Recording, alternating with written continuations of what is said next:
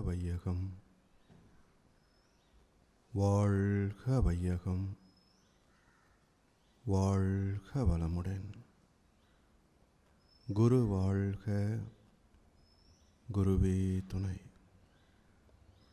சிந்தனையை, உடல் நலத்தை சீர் அமைத்து உய்வித்த குருவே வாழ்க. வாழ்க வளமுடன், வாழ்க வளமுடன், வாழ்க வையகம். சான்ற பெருமக்களே, காலையில் இறைநிலை, இறைத்துகள், விண் இவற்றை பற்றிய கருத்துக்களை சிந்தித்தோம். இந்த அமர்விலே கருமையம், ஆத்மா, கிராவிட்டி, ஸ்பெசிஃபிக் கிராவிட்டி, சோல், இந்த தலைப்பை சிந்திக்க இருக்கின்றோம். கரு அனைத்திற்கும் மூலமானது என்றும் பொருள்படும். ஒவ்வொரு இயக்கத்திற்கும் ஆதாரமாக இருப்பது என்றும் பொருள்படும். கருமையம் என்று சொல்கின்ற போது பின்னப்பட்ட துகள் இயக்கத்திற்கு மையம். கரு என்பது கிராவிட்டி என்றால், கருமையம் என்பதை ஸ்பெசிஃபிக் கிராவிட்டி என்று சொல்லலாம். கிராவிட்டி என்பது செல்ஃப் கம்ப்ரசிவ் ஃபோர்ஸ், எங்கும் நீக்கமற நிறைந்திருக்கின்ற இறைநிலையின் தன்மை. கிராவிட்டி இருப்பு ஆற்றல், தஞ்சிருக்க ஆற்றல். அந்த இறைநிலையில் பின்னப்பட்ட துகள் எப்படி பின்னப்பட்டது என்பதை காலை அமர்வில் பார்த்தோம். இந்த பின்னப்பட்ட துகளுக்கு மையம் இருக்குன்னு சொன்னோம் இல்லையா, பியூர் ஸ்பேஸ். அந்த மையத்தில் இருந்து சூழ்ந்திருக்கின்ற ஆற்றலை, அந்த கிராவிட்டியை பார்க்கின்ற போது அதற்கு ஸ்பெசிஃபிக் கிராவிட்டி, அதாவது ஸ்பெசிஃபிக் என்றால் குறிப்பிட்ட எல்லைக்குள் அடக்கம் பெற்றிருக்கின்ற ஆற்றல். இல்லை, தமிழில் அழகாக சொன்னோம்னா உள் அடங்கிய மெய்ப்பொருள், உண்மை என்று சொல்கின்றோம். ஒரு இயக்கத்திற்கு உள் அடங்கிய மெய்ப்பொருள். இறைநிலை சூழ்ந்தொழுத்தும் ஆற்றல் என்ற ஒரு சிறப்பை சொல்கின்றோம்.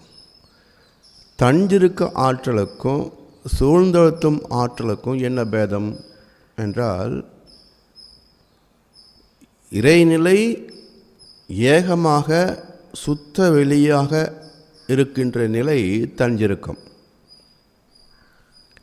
அது பின்னப்பட்ட போது இந்த பின்னத்திலிருந்து பாருங்கள், முழுமையிலிருந்து பார்த்தால் தஞ்சிருக்கம். பின்னப்பட்ட துகளிலை நாம் இருந்துக்கிட்டு அந்த துகளிலிருந்து சுற்றிக்கின்ற விடையை பார்த்தால் இது சூழ்ந்து அழுத்தும் ஆற்றல், சரௌண்டிங் ப்ரெஷர் ஃபோர்ஸ். அவர் செல்ஃப் கம்ப்ரசிவ் என்பது இறைநிலைக்குள் இருக்கின்ற ஆற்றல். சரௌண்டிங் ப்ரெஷர் ஃபோர்ஸ் என்பது அந்த இறைநிலை துகள்பட்ட பிறகு துகளுக்கு அந்த செல்ஃப் கம்ப்ரசிவ் இருக்கே அந்த ஆற்றல் இந்த துகளுக்கு சூழ்ந்து அழுத்துகின்ற ஆற்றல், சரௌண்டிங் ப்ரெஷர் ஃபோர்ஸ். இடம் மாறுது. ஒன்று ஏகமாக இருக்கின்ற இடத்துல பார்த்தீங்கன்னா செல்ஃப் கம்ப்ரசிவ். அதுவே பின்னப்பட்ட பிறகு, இறை துகளான பிறகு அந்த துகளுக்குள் நின்று பார்த்தால் அந்த துகளுக்கு சூழ்ந்திருக்கின்ற தண்ணீருக்கு ஆற்றல் இந்த துகளுக்கு சூழ்ந்தழுத்தும் ஆற்றலாகிறது, சரௌண்டிங் ப்ரெஷர் ஃபோர்ஸ் ஆகுது. புரியுதுங்களா? அந்த துகளுடைய மையம் இருக்கே அதுக்கு தான் ஸ்பெசிஃபிக் கிராவிட்டி, குறிப்பிட்ட எல்லைக்குள் அடக்கம் பெற்றிருக்கின்ற இறைநிலை கிராவிட்டி. இது இறைத்துகள் முதல் அடுத்து பெற்ற எலக்ட்ரான், புரோட்டான், நியூட்ரான் அவற்றின் சேர்க்கையாக வருகக்கூடிய ஹைட்ரோஜன், ஹீலியம், கார்பன், ஆக்சிஜன், அப்புறம் H2O நீரக நிலை, பிறகு நீர்த்துகள், பிறகு அதிலிருந்து வெளிப்படக்கூடிய கெட்டித்தன்மை, பிறகு அந்த கெட்டி பொருட்களுக்குள் அமைகின்ற அழுத்தம், இவை எல்லாமே இந்த ஸ்பெசிஃபிக் கிராவிட்டி, இந்த கருமையத்தின் திணிவு பெற்ற நிலை. இப்போது இறை துகளில் லேசாக ஒரு அமைப்பு மையத்தில் இருக்குது. அதுவே விண் வருகின்ற போது சில கோடிக்கணக்கான இறை துகள்களுக்கு மையம் அமைகிறது. அப்போ ஒன் பார்ட்டிக்கிள் அதில் எவ்வளோ கிராவிட்டி இருக்குதோ அதை விட சில கோடி மடங்கு அதிகமானது விண்ணுக்குள் அமைகின்ற கிராவிட்டி, ஸ்பெசிஃபிக் கிராவிட்டி. அதே போல் ஒரு காற்று H2 எடுத்திங்கன்னா ஹைட்ரோஜன், அதில் இருக்கக்கூடிய தன்மை இதை விட அதிகம். ஹீலியத்தில் இன்னும் அதிகம், 2 அணுக்கள் சேருது. கார்பனில் 6 அணுக்கள், இன்னும் அதிகம். ஆக்சிஜனில் 16 அணுக்கள், இன்னும் அதிகம்.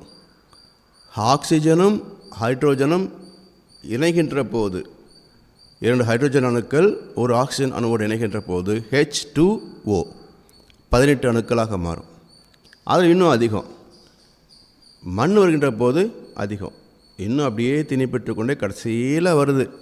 தங்கம், பிளாட்டினம் எல்லாம் முடிஞ்சு இன்னும் கடைசியில் வருகிற போது யுரேனியம். கிட்டத்தட்ட எவ்வளோங்க, 235 என்னமோ ஸ்பெசிஃபிக் கிராவிட்டி சொல்கிறாங்க. அது விஞ்ஞானம் படித்தவர்களுக்கு கரெக்டாக தெரியும். அவ்வளவு ஒரு சிறு துகளுக்குள் அத்தனை அணுக்கள் செறிவாக நெருக்கமாக அமைகின்ற போது அதுதான் ஹையஸ்ட் ஸ்பெசிஃபிக் கிராவிட்டி. இதற்கு மேலும் அணுக்கள் நெருங்கினால் என்னாகும்? இப்போ அந்த யுரேனியத்தை எடுத்து கொஞ்சம் லேசாக அழுத்தி பிடிச்சோம் அப்படின்னாக்க அதனுடைய ஆற்றல் 1000 மடங்கு அதிகமாகும்னு சொல்கிறாங்க. அதுதான் அணுகுண்டு. அப்போ யுரேனியத்தை எடுத்து அழுத்தி பிடித்து ஒரு பொருளுக்குள் அடக்கி அதுக்குள்ளே ஒரு நெருப்பை பற்ற வச்சிட்டிங்கன்னா என்னதுங்க, 1000 மடங்கு சக்தி வெளிப்படுத்தும். அதனால் இதே தன்மை பூமியின் மையத்தில் அமைகின்ற போது யுரேனியத்திற்கு அடுத்த நிலையில் அணுக்கள் சேர்ந்தால் அது நிற்க முடியாது. அப்போ என்ன ஆகுது? அட்டாமிக் ஃபிஷன், அணுக்கள் சிதைந்து, அப்படி சிதைகின்ற போது எப்படி அணுகுண்டு பிடித்தால் ஆற்றல் அபரிமிதமாக வெளிப்படுகிறதோ அதே போல் சிதைகின்ற அணுவின் ஆற்றலும் அபரிமிதமாக வெளிப்படுகின்ற போது அது நெருப்பாக வெளிப்படுகிறது. பூமியின் மையத்தில் உள்ள அந்த பருப்பொருட்கள், கெட்டி பொருட்கள், கெட்டி அணுக்கள் எல்லாவற்றும் அது நெருப்பாக மாற்றுவதனால பூமியின் மையத்தில் எப்பவுமே ஒரு நெருப்பு குழம்பு ஏற்படுகிறது. இப்போ நெருப்பு ஏற்பட்டால் அது விரிவடையணும், வெப்பத்தால் பொருட்கள் விரிவடையும். ஆனால் பூமி விரிவடைய முடியாதே. அப்போ என்னாகுது? அவனுடைய அழுத்தம் எப்படியாவது வெளிவர வேண்டும் என்ற ஒரு இன்ஹரண்ட் ஃபோர்ஸ், உள்ளடங்கிய தாக்கமாக வெளிப்படுகின்ற போது பூமியில் எங்கே லேசான மண் பகுதி இருக்கிறதோ அந்த மண் பகுதியை பொத்துக்கொண்டு வெளியே வருது பாருங்கள், அதுதான் எரிமலை மல்கணும். அந்த எரிமலை காலத்தால் குளிர்ந்து மலைகளாகவும் படிகப்பாறைகளாகவும் பிறகு இன்னும் காலத்தால் திணிவுகின்ற போது கெட்டி பாறைகளாக மாறுகின்றன. இப்படி ஒரு அணுக்களின் சேர்க்கை எவ்வளவு திணிவு ஏற்படுகிறதோ அது அந்தந்த தோற்றத்திற்கான ஸ்பெசிஃபிக் கிராவிட்டி, அதை துல்லிய சமதள சேர்மை என்று மகிழ்ச்சி சொல்லுவாங்க. குறிப்பிட்ட எல்லைக்குள் அடங்கியிருக்கின்ற உள் அடங்கியமை. உலகங்களின் ஈர்ப்பு உள் மையம் கொண்டும் உயிர் வகைகளில் காந்த கருமையம் கொண்டும் நலமுடனே ஜீவகாந்த நல் இயக்க சீரால் நடுநிலையாம் இறையாற்றல் நடத்தும் சீர் மறந்தோர். இப்படி அந்த இயக்க சீர்மை ஒவ்வொரு இயக்கத்திலேயும் துல்லியமான விளைவுகளை வெளிப்படுத்தி கொண்டே வருகின்றது. அந்த விளைவு என்ன என்பதுதான் விஞ்ஞானத்தில் நியூட்டன் கண்டுபிடித்தது, the law of nature. For every action there is an equal and opposite reaction. ஒவ்வொரு இயக்கத்திற்கும் ஒரு துல்லியமான எதிர் விளைவு உண்டு என்பது நியூட்டன் விதி. நியூட்டனுக்கு முன்னாடி இந்த விதியை கண்டவர்கள் அதற்கு தெய்வ நீதி என்று தத்துவ ரீதியாக ஒரு வார்த்தை கொடுத்தாங்க, அவ்வளோதான். ஸோ தத்துவ ரீதியாக சொல்லப்பட்ட தெய்வ நீதி என்பது தான் விஞ்ஞானத்தால் விளக்கப்படுகின்ற இயற்கை விதி, தி லா ஆஃப் நேச்சர். ரெண்டு ஒன்றே தான். அது கூடுதல் அறம், மிக துல்லியமான செயல் விளைவு தத்துவம் என்று மகர்ஷி அதை வெளிப்படுத்துகின்றார். இப்படி கருவாகிய இறைநிலையே விண்ணப்பட்டு துகளான பொழுது கரு மையமாக அடுத்த நிலையை அடைந்தது.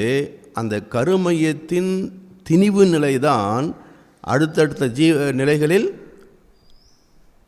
அதனுடைய திணிவு அதிகமாக அந்தந்த பொருட்களுக்கு அது மையமாக அமைந்து கொண்டே வந்தது. இப்படி கோள்களுக்கும் மையம் உண்டு, உலகங்களின் ஈர்ப்பு உள்மையம், உயிர் வகைகளில் காந்த கருமையம். அப்போ கருமையம் ரெண்டு ஒன்று தான். கோள்களில் இருக்கின்ற போது அதுக்கு ஸ்பெசிஃபிக் கிராவிட்டின்னு சொல்லுகின்றோம், ஜீவன்களில் வருகின்ற போது அதுக்கு ஆன்மா என்று சொல்லுகின்றோம். இப்போ ரெண்டுக்கு என்ன பேதம்? விண் என்பது எப்படி உயிர் என்ற மாற்றத்தை பெறுகிறது, கருமையம் என்பது எப்படி ஆத்மா என்ற சிறப்பை பெறுகிறது என்பதுதான் நுட்பமான ஒரு கேள்வி. பௌதிகங்களில் அந்தந்த இயக்கத்திற்கு உள்ள மையத்தை கருமையம் என்று சொல்கின்றோம். அந்த கருமை எப்போ ஆன்மா என்று சிறப்பு பெறுகிறது என்ற ஒரு முக்கியமான பரிணாம நீதியை நாம் புரிந்து கொள்ளணும். இந்த பிரபஞ்சத்தில் எப்படி பல வகையான தோற்றங்கள் உருவாகின என்ற பிரபஞ்ச பரிணாம சரித்திரத்தை பேசுகின்ற போது விஞ்ஞானம் சொல்லக்கூடிய உண்மை big bang theory. Big bang என்றால் ஒரு கோள் வெடித்து சிதறுவது என்பது மட்டும் அல்ல, இறைநிலை தஞ்சிருக்கத்தால் கோடிக்கணக்கான துகள் ஆச்சே, அதுவே பிக் பேங் தான். வெடித்து சிதறுதல் என்பது பொருள் அல்ல. வெடித்து சிதறுவதற்கு அதுக்குள்ள இருக்கின்ற ஆற்றல், அது வெடிப்பதற்கான ஒரு நிலையை ஏற்படுத்தணும். அப்படி வெடித்து சிதற முடியுதா அப்படின்னு பாருங்களேன். பூமிக்கு மையத்தில் யுரேனியம் இருக்குது, அதுக்கு மேலே அணுக்கள் திணிக்கின்ற போது அணுக்கள் சிதைகின்றன. ஆனால் வெடித்தா சிதறுது இல்லை. அப்போ பிக் பேங் என்ற வார்த்தைக்கு நம்ம தமிழ் படுத்துகின்ற போது அது வெடித்தல் பெருவெடிப்பு என்பது அதுக்கு தவறாக புரிந்து கொண்ட மட்டும் தான் சொல்லணும். அப்போ உண்மையில் பார்த்தீங்கன்னாக்க அந்த வெடிப்பு என்பதை விட வெளிப்படுதல் என்று கொடுத்துக்கொள்ளணும். வெடிப்பு வேறு, வெளிப்படுதல் வேறு. அப்போ வெளிப்படுதல் என்றால் என்ன என்றால், ஒரு கோள் சுழல்கின்ற போது, இப்போ சூரியன் மிகப்பெரிய நட்சத்திரம், அவ்வளோ பெரிய நட்சத்திரம் சுழல்கின்ற போது அந்த சுழற்சி வேகம், அந்த வேகத்துக்கு அதனுடைய ஈர்ப்பு சக்தியை தாண்டி வெளிப்படக்கூடிய ஆற்றல், மையத்திலிருந்து வெளியே வீசப்படுகின்ற ஆற்றல். இப்போ காலை சொன்னோம்ல, class, refraction, penetration, reflection, interaction. இதே நீதிப்படி இப்போ சூரியன் சுழல்கிறது. அப்படி சுழல்கின்ற போது அதற்குள் சுத்தவெளியுடைய சூழ்ந்த அழுத்தத்தின் காரணமாக அதில் இருக்கக்கூடிய அலைகள் வெளிப்படும் இல்லையா? பெரிப்புறலில் மின்கள் கரையும், மையத்திலிருந்து மின்கள் வெளியே கரைந்து வெளிப்படும். அப்படி கரைந்து வெளிப்படக்கூடிய ஆற்றல் அந்த சூரியனுடைய கோளத்தை சூழ்ந்து காந்த களமாக மாறும். இப்படி ஒவ்வொரு பௌதிகத்திற்கும் பௌதிக எல்லையும் உண்டு, காந்த எல்லையும் உண்டு. உதாரணமாக இப்போ இந்த பூமி எடுத்துக்கொள்ளுங்க. பூமிக்கு ஒரு மையம் இருக்குது, அந்த நெருப்பு குழம்புக்கு ஒரு மையம் உண்டு. அந்த நெருப்பு குழம்பை கடந்தால் யுரேனியம் போன்ற கெட்டியான தாதுக்கள் அப்படியே மேலே வர வர ஸ்பெசிஃபிக் கிராவிட்டி குறைவாக உள்ள தாதுக்கள், இன்னும் மேலே வருகின்ற போது கடினமான பாறைகள், படிகப்பாறைகள், பிறகு சரளை கற்கள், லேசான கட்டியான மண், லேசான மண், பிறகு மணல். இப்போ இதுக்கு மத்தியில் பார்த்திங்கன்னா கடல் பகுதி, இந்த உருண்டைக்கு மேலே பார்க்குற போது ஆக்சிஜன் அதிகமாக உள்ள காற்று மண்டலம். இன்னும் மேலே போக போக ஆக்சிஜன் குறைந்து கொண்டே போய் ஹைட்ரோஜன் அதிகமாக இருக்கக்கூடிய நிலை. இந்த ஒட்டுமொத்த தொகுப்பும் பூமியின் பௌதிக களம். இந்த பௌதிக களத்திற்கு மையம் பூமியுடைய மையம். சரி, இப்போ இந்த 5 பௌதிகங்களில் இருந்தும் காந்தலைகள் வெளிப்பட்டு கொண்டு இருக்கல்லவா? அப்போ இந்த காந்தலைகள் இந்த பௌதிகத்துக்கு உள்ளும் ஒன்றொன்று மோதி பிரதிபலித்து சிதறி ஊடுருவி ஊடாடி ஒரு கூட்டு காந்த களமாக மாறிக்கொண்டிருக்கிறது. இது இந்த பௌதிக்குள்ளேயே அடங்கி போகுது. ஹைட்ரஜன் என்ற காற்று மண்டலத்தை கடந்து சில மைல் தூரம், சில லட்சம் மைல் தூரம் வரைக்கும் அது பரவி கொண்டு இருக்குது. என்றால் இந்த பூமியின் காந்த களம் பௌதிக எல்லையாகிய ஹைட்ரஜன் காற்று மண்டலத்தை கடந்து சில லட்சம் மைல் தூரம் வரைக்கும் அது காந்தலைக்களமாகவே பரவி கொண்டிருக்கிறது. அப்போது இந்த காந்த களத்தின் மையம் அதே பூமியின் கருமையம்தான். ஆனால் இயற்கை எல்லை பார்த்திங்கன்னா ஹைட்ரோஜன் என்ற காற்று மண்டலத்தை கடந்து இன்னும் சில லட்சம் மைல் தூரம் வரைக்கும் போகிறது. எனவே பூமியின் பௌதீக மையம் காந்த மையம் இரண்டும் ஒன்றாக இருந்தாலும் பௌதிக எல்லை என்பது ஒரு குறிப்பிட்ட தூரத்தில் முடிந்து போகிறது. ஆனால் காந்த எல்லை என்பது அந்த பௌதிக எல்லையை கடந்து இன்னும் சில லட்சம் மைல் தூரம் வரைக்கும் பரவிக்கொண்டே இருக்கும்.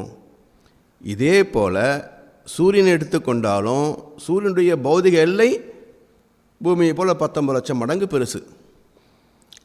அதில் என்னெல்லாம் இருக்குன்னு பார்த்தீங்கன்னா 92% ஹைட்ரோஜன் காற்று, 7% ஹீலியம், 1% மற்ற வாயுக்கள். இப்படி ஒரு காற்று மண்டலமாகத்தான் சூரியன் அமைந்திருக்கிறது. ஆனால் அந்த காற்று மண்டலத்தில் உள்ள தன்மை என்னன்னு பார்த்தீங்கன்னா வெப்ப அலைகளை உருவாக்கக்கூடிய ஹீலியம் அணுக்கள் அங்கே 7% தான் இருக்குது. அதுக்கே இவ்வளவு தாக்கத்தை ஏற்படுத்துது. அப்படி அந்த சூரியன் சுழல்கின்ற போது இந்த காந்த களம் இருக்கு இல்லையா, அந்த காந்த களம் இதிலிருந்து ஏற்படுகின்ற விரிவலை தானே, அந்த சுழற்சி வேகத்தாலும் அந்த விரிவலையின் தன்மையாலும் அந்த சூரியனுக்குள் இருக்கின்ற அணு கூட்டு அது அந்த கூட்டிலிருந்து விடுபட்டு வெளிப்படும். ஒரு குடும்பம் தோன்றுகின்ற போது அதுக்குள் இருக்கின்ற பல்வேறு வகையான அணுத்திணுக்கள் எல்லாமே அந்த கூட்டிலிருந்து சுழற்சி இயக்கத்திற்கு சுத்தோடைய அழுத்தத்துக்கு தகுந்தாற் போல இயக்கத்துக்குள்ளும் அடங்கியிருக்கும். அதுக்கு மேலே வருகின்ற போது அது எதிர்த்தும் வெளிப்படும். இது எப்படி புரிஞ்சுக்கிறதுங்க? ஒரு சின்ன உதாரணம் பார்க்கணும். ஏன்னா நமக்கு தெரிந்த உதாரணத்து மூலமாகத்தான் சில தெரியாத உண்மைகளை அசம்ஷன் பண்ண முடியும், அனுமானம் பண்ண முடியும். இப்போ நமக்கு தெரிஞ்சு இந்த உடம்பில் உயிர் இருக்குன்னு எல்லாத்துக்கும் சந்தேகம் இல்லையே. சரி, இப்போ தினமும் சாப்பிட்றோம். நம்முடைய எடை பார்த்திங்கன்னா ஒரு குறிப்பிட்ட அளவுக்கு ஆவரேஜாக மெயின்டைன் பண்ணுறோம் வச்சுங்களேன். இப்போ ஒரு 4 நாளைக்கு சாப்பிட்றோன்னு வச்சுக்கோங்க, உபவாசம். அது துவங்குற அன்றைக்கி உங்கள் எடை என்னென்ன எடுத்து குறிச்சிக்கங்க. ஒரு 70 கிலோ. ஒரு 4 நாள் உபவாசம் இருந்துட்டு இப்போ எடை எடுத்தீங்கன்னா கூடி இருக்குமா குறைஞ்சிருக்குமா? நிச்சயமாக குறைஞ்சி தான் இருக்கும். சரி, ஒரு 4 கிலோ குறையும்னு வச்சுக்கோங்க. இந்த 4 கிலோ எடை உள்ளது நம்ம உடம்பிலிருந்து எது வெளியே போச்சு? கை விரல் நுனியா, கால் விரலா, இல்லை உச்சி முடியா? எது போச்சுங்க? எல்லாம் இங்கே தான் இருக்குது. இப்போ எது போச்சு? என்னங்க? யூரின் அது சாதாரண போகக்கூடியது தான். அது நம்ம எடை போட்டு பார்த்தாலும் இப்போ காலையிலேருந்து சாயந்தரம் வரைக்கும் யூரின் போகிறோம், மோசம் போகிறோம், எல்லாம் பண்ணிகிட்ருக்கோம். இப்போ எது நம்ம இடத்துல போயிருக்குன்னு பார்த்தீங்கன்னா நம்முடைய உயிர் அலைகள் போயிருக்குது. இந்த உயிர் அலைகள் போனது நமக்கு தெரிஞ்சுதா? வீட்டில் எனக்கு தெரியாமல் ஒரு பொருள் கூட செய்யக்கூடாதுன்னு சொல்கிறோமே, நமக்கு தெரியாமல் நம்ம உடம்புலேருந்து உயிர் போயிட்டுருக்குது. தெரிஞ்சுதா? தெரியல. சரி, எதன் மூலமாக போயிருக்கும்? இப்படி சைடில் போயிருக்குமா, இந்த சைடில் போயிருக்குமா, முன்னாடியா பின்னாடியா இல்லை கீழையா? உச்சியில் மட்டும்தான் போகும். ஏன் அப்படின்னா, இந்த பூமியுடைய சுழற்சி வேகத்தில் நாம் பூமியோடு இணைந்திருக்கிறோம்.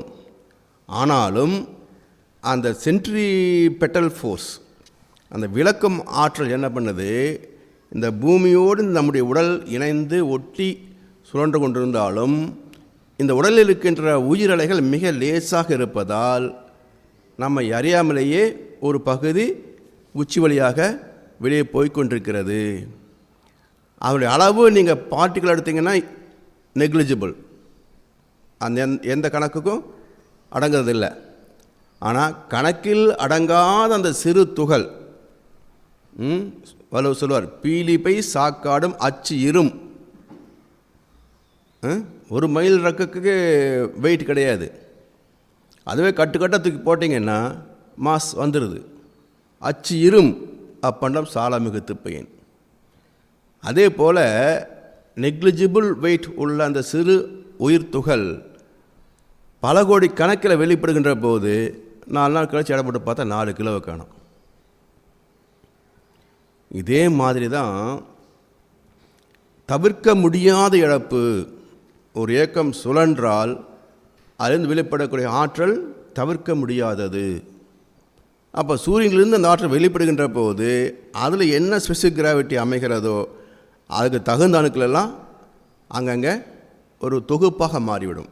உதாரணமாக பல வகையான ஸ்பெசிஃபிக் கிராவிட்டி உள்ள அலைகள் வீசுதுன்னு வச்சுக்கோங்க, சூரியனிலிருந்து வெளிப்படுது.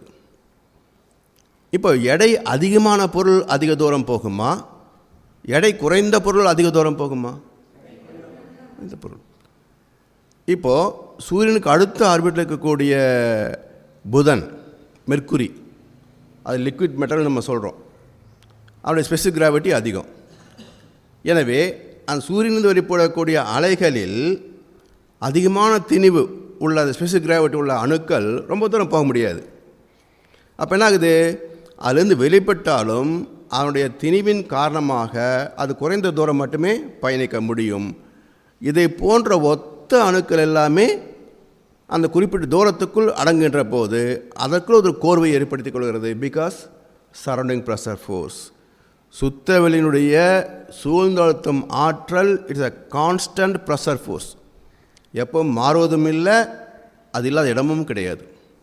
அதனால் தோன்றிய துகள்கள் சூழ்ந்து அழுத்தப்படுகின்ற போது அவை குவிகின்றன. அப்படி குவிந்து அமைந்த கோள் தான் புதன். இப்போ இதைவிட லேசான நெருக்கம் உள்ளது, லைட்டஸ்ட் ஸ்பெசிஃபிக் கிராவிட்டி, அது சுக்கிரன், அடுத்த ஆர்பிட். அதை விட லேசானது இந்த பூமி. அது காற்று கோளமாக நெபுலாவாக முதல்ல இருந்தது தான். பிறகு அதுக்குள்ள அணுக்கள் திணிவு பெற்று இப்போது அது பஞ்சபூதங்களுடைய கோளமாக மாற்றம் பெற்றது பிறகு தான். அப்போ முதலில் சூரியனிலிருந்து அணுக்கள் உருவாகி ஒரு சூரிய குடும்பமாக இருந்த காலத்தில் அந்த வெளிப்பட்ட எல்லாமே நவக்கோள்களாக மாற்றம் பெற்று அதனுடைய ஸ்பெசிஃபிக் கிராவிட்டிக்கு தகுந்தாற் போல் அந்தந்த தூரத்தை ஒவ்வொரு துணைக்கோளாக அவை சேர்க்கை அடைந்து உருண்டு ஒரு கோளமாக இயங்குகின்றன. இப்படி யுரேனஸ், நெப்டியூன், புளூட்டோ வரைக்கும் கோள்கள் அமைந்தன. அதற்கு மேலேயும் இன்னும் சில கோடி மைல் தூரத்திற்கு சூரியனுடைய காந்த களம் பரவி கொண்டிருக்கிறது.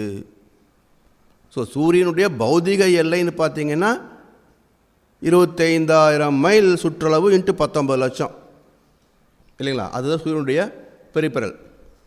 அந்த சுற்றுவட்டத்துக்குள்ளே அதனுடைய பௌதிக களம் முடிஞ்சு போகுது. ஆனால் அதிலிருந்து வரக்கூடிய காந்தலைகளுடைய வீச்சு எவ்வளோ தூரத்துக்கு போகுதுன்னு பார்த்தீங்கன்னா கிட்டத்தட்ட 700 கோடி மைல் தூரத்துக்கு போகுது. அதுக்குள்ளே தான் இந்த கோள்கள்லாம் அமைந்திருக்கின்றன. இதே போல் ஒவ்வொரு கோளுக்கும் துணைக்கோள் உண்டு. குருவுக்கு இருக்குது, சனிக்கு இருக்குது, இந்த பூமிக்கு ஒரு சந்திரன் இருக்குது. இது போல் ஒவ்வொரு கோளுக்கும் அமைகின்ற அந்த கருமையம். சரி, இப்போ எந்த ஒரு காலகட்டத்தில் ஜீவன்கள் தோன்றினவோ அப்போ தான் ஆன்மா என்ற பெயரை நாம் அறிமுகப்படுத்துகிறோம்.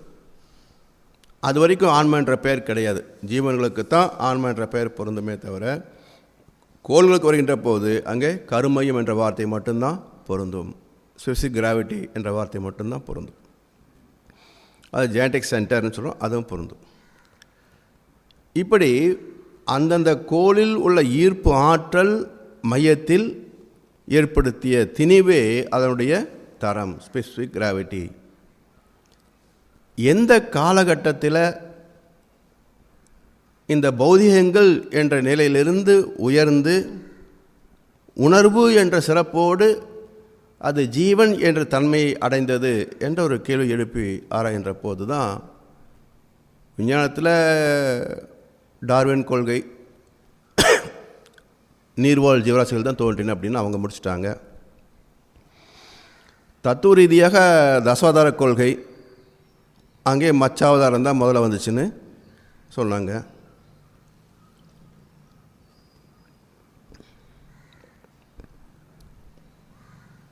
எப்படி இருந்தாலும் எந்த காலகட்டத்தில் ஜீவன்கள் உருவாகி இருக்கும் என்பதை விஞ்ஞானம் ஆராய்ந்து என்ன சொல்கிறாங்க அப்படின்னா, லேசான வெப்பமும் நீர்த்தன்மையும் இணைகின்ற பொழுது ஏற்படக்கூடிய மாற்றம் ஜீவ இன சேர்க்கை அப்படின்றத விஞ்ஞானம் இன்றைக்கு கண்டுபிடிச்சிருக்கிறாங்க. ஆனால் இது மட்டுமே போதுமானதா என்ற ஒரு கேள்வி எழுப்பினால் விஞ்ஞானம் அதுக்கு பதில் சொல்கிறதுக்கு தயாராக இல்லை. அப்போ எந்த காரணத்தினால ஒரு கோளுக்குள் ஜீவன் என்ற ஒரு சிறப்பு இனம் தோன்றியது என்ற ஒரு கேள்வி எழுப்பி பார்த்தோம் அப்படின்னு சொன்னாக்கா விஞ்ஞானமும் இன்னும் அதுக்கு பதில் சொல்லவில்லை. தத்துவங்களும் தசாவதார கொள்கையை சொன்னவே தவிர பைபிளில் 5ஆம் நாள் இறைவன் பல்வேறு ஜீவராசிகள் உருவாகவும் அவை தம்மில் தாமே ஜீவன்களை உருவாக்கி கொண்டு சுகித்திருக்கும் கடவுள் என்று ஆசீர்வதித்தார் என்ற வசனத்தோடு நிறைவேற்றதை தவிர எப்படி உருவானது என்ற கேள்வி வருகின்ற போது அங்கே பதில் இல்லை. இதுக்கெல்லாம் ஒரு தீர்வாக தெளிவான ஒரு விஞ்ஞானமும் ஏற்றுக்கொள்ளக்கூடிய வகையிலே பதிலை சொன்ன ஒரே மகான் வேதாத்திரி மகர்ஷி அவர்கள் தான். சரி, என்ன சொல்ல வராங்க அப்படின்னு கேட்டிங்கனாக்க, இந்த ஜீவன் என்ற ஒரு அம்சம் ஏற்பட வேண்டும் என்றால் ஒரு கோளினுடைய பௌதிக தரம் ஒரு அற்புதமான ஒரு மாற்றத்தை சந்தித்திருக்க வேண்டும். அதுக்கு தெய்வீக விகிதாச்சாரம் என்ற வார்த்தையை பயன்படுத்துகிறார். தி ஹோலிஸ்டிக் ரேஷியோ ஆஃப் பஞ்சபூதா. பஞ்சபூதங்களின் தெய்வீக விகிதாச்சாரம் எங்கே? இந்த பூமியில் தான் தோன்றிருக்க வேண்டும். இன்று வரைக்கும் விஞ்ஞானமும் சரி தத்துவ நூல்களும் சரி பூமியில் மட்டும்தான் ஜீவன் இருக்கின்றன என்று சொல்லியிருக்கின்றனவே தவிர பூமிக்கு அப்பாற்பட்டு இன்னொரு கோளத்தில் ஜீவன் இருப்பதாக இன்னும் செய்தி வரல. அப்படி அமைந்ததற்கு காரணம் என்ன என்றால் இந்த பூமியில் உள்ள பஞ்சபூதங்களின் குறிப்பிட்ட விகிதாச்சாரம். பூமி தோன்றிய பொழுதே ஜீவன் வருவதற்கு வாய்ப்பு இல்லை. ஏன்னா அது காற்று கோளமாக நெபுலாவாக இருந்தது தான் பூமி. பிறகு அது நீர்க்கோளமாக இருந்தது. அப்போ மண் இல்லை. அப்போ நீர்க்கோளத்தின் மையத்தில் அணுக்கள் திணிவு பெற்றால்தான் அந்த நீர்த்தன்மையிலிருந்து அடுத்த நிலைக்கு மாற்றம் அடையும். இது எப்படின்னு பார்த்தீங்கன்னா, நம்ம வீடுகளில் வாட்டர் ஃபில்டர் யூஸ் பண்ணுறோம். மேல் தட்டில் தண்ணி ஊற்றுறோம், கீழ்த்தட்டில் சுத்தமான தண்ணி ஃபில்டர் ஆகி வருது. இப்போது 2 மாதம் 3 மாதம் அந்த தண்ணியை பயன்படுத்தலாம்னு வச்சுக்கோங்க, வெளியூர் போயிட்டோம் வச்சுக்கோங்க. திரும்பவும் திறந்து பார்த்தீங்கன்னா அந்த கீழ்த்தட்டில் தண்ணி மட்டும் இருக்காது. என்ன இருக்குங்க? தூசு இருக்கும். அந்த தூசு கூட எப்படி செடிமெண்ட் ஆகிருக்குன்னு பார்த்தீங்கன்னா மையத்தில் இருக்கக்கூடிய இடம் திணிவாக இருக்கும். நல்ல ப்ரௌன் கலரில் டஸ்ட்டு திணிவாக இருக்கும். அதுக்கு அடுத்து பெரிபெரல் வர வர பார்த்திங்கன்னா லேசாக இருக்கும். அப்போ என்ன நம்ம புரிந்து கொள்கிறோம்? அந்த தண்ணி அசையாமல் இருந்தால் அதற்குள் இருக்கின்ற அணு திணிவு அடுத்த பௌதிக மாற்றத்தை அடைகிறது. அப்போ நீர் என்ற திரவத்தன்மையிலிருந்து தூசு என்ற கெட்டித்தன்மைக்கு மாறுகிறது. அது மட்டுமல்ல, அந்த தூசு கூட மையத்தில் அதிகமாக சேர்கிறது பிகாஸ் ஆஃப் ஸ்பெசிஃபிக் கிராவிட்டி. பெரிபெரில் வர வர அது குறைந்து கொண்டே போகிறது. அப்போது இந்த பூமி தோன்றி காற்றுக்கோளமாக இருந்து நீர்க்கோளமாகி இன்னும் சில கோடி ஆண்டுகள் போகிற போது மையத்தில் இதே மாதிரி மாற்றம் நிகழ்ந்திருக்கும் அல்லவா? அப்போ என்ன ஆகுது? அந்த லேசான தூசு போன்ற ஒரு பருப்பொருள் இன்னும் சில கோடி ஆண்டுகள் ஆகிற போது அப்படியே கெட்டித்தனம் அடைந்து கொண்டே வந்து அது மணலாக மண்ணாக அப்படியே மாற்றம் அடைந்து கொண்டே வருகிறது. ஒரு காலகட்டத்தில் பூமியினுடைய அந்த மண் பகுதி வெளிப்பட்டதா இல்லைன்னு தெரியாது. வெளிப்பட்ட பிறகு தான் அவங்களுக்கு கடல் என்று உருவாகுது. அந்த கடல் என்று பிரிக்கப்படுவதற்கு முன்பு தண்ணி ஒரே பகுதி தான், அதுக்குள்ளே மண் பகுதி இருந்திருக்கும். அப்போ எந்த காலகட்டத்தில் இந்த பூமிக்குள் ஒரு குறிப்பிட்ட தெய்வீக விகிதாச்சாரம் தான் சொல்ல முடியுதே தவிர இந்த ரேஷியோன்னு குறிப்பிட்டு சொல்ல முடியல. இப்போ இன்றைக்கி நம்ம பௌதிகம் படித்த காலத்தில், பௌதிகம் விட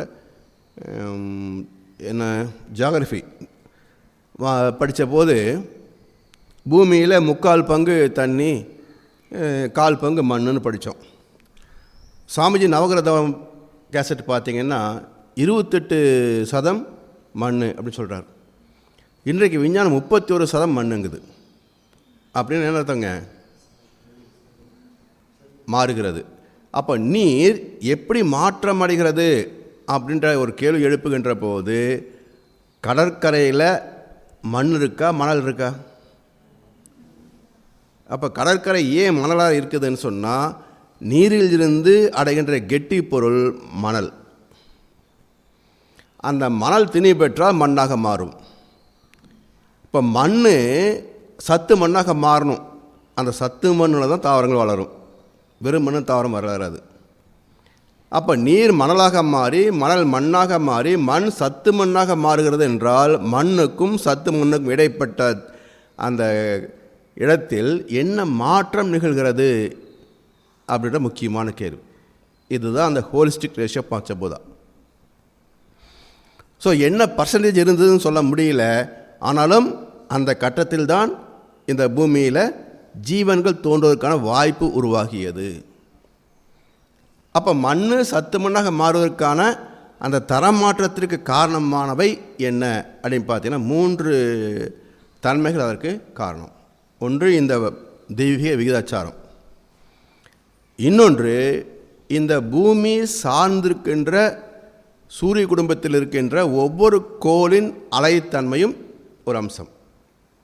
சூரியனில் வருகின்ற அலைகளுக்கு நம்முடைய தோல் மேலே பட்டதுன்னா வைட்டமின் டி டெவலப் ஆகுது, எலும்பு உறுதிப்படுகிறது. அப்போ எலும்பு போன்ற ஒரு உறுதியான தாதுவை உருவாக்கக்கூடிய ஆற்றல் சூரியனிலிருந்து வருகின்ற அலைகளுக்கு உண்டு. அதே போல் புதன் என்ற அடுத்த கோளிலிருந்து வருகின்ற அலைகளுக்கு பச்சையம் குளோரோஃபில் என்ற ஒரு தாதுவை உருவாக்கக்கூடிய ஆற்றல் உண்டு, ரசாயனத்தன்மை உண்டு.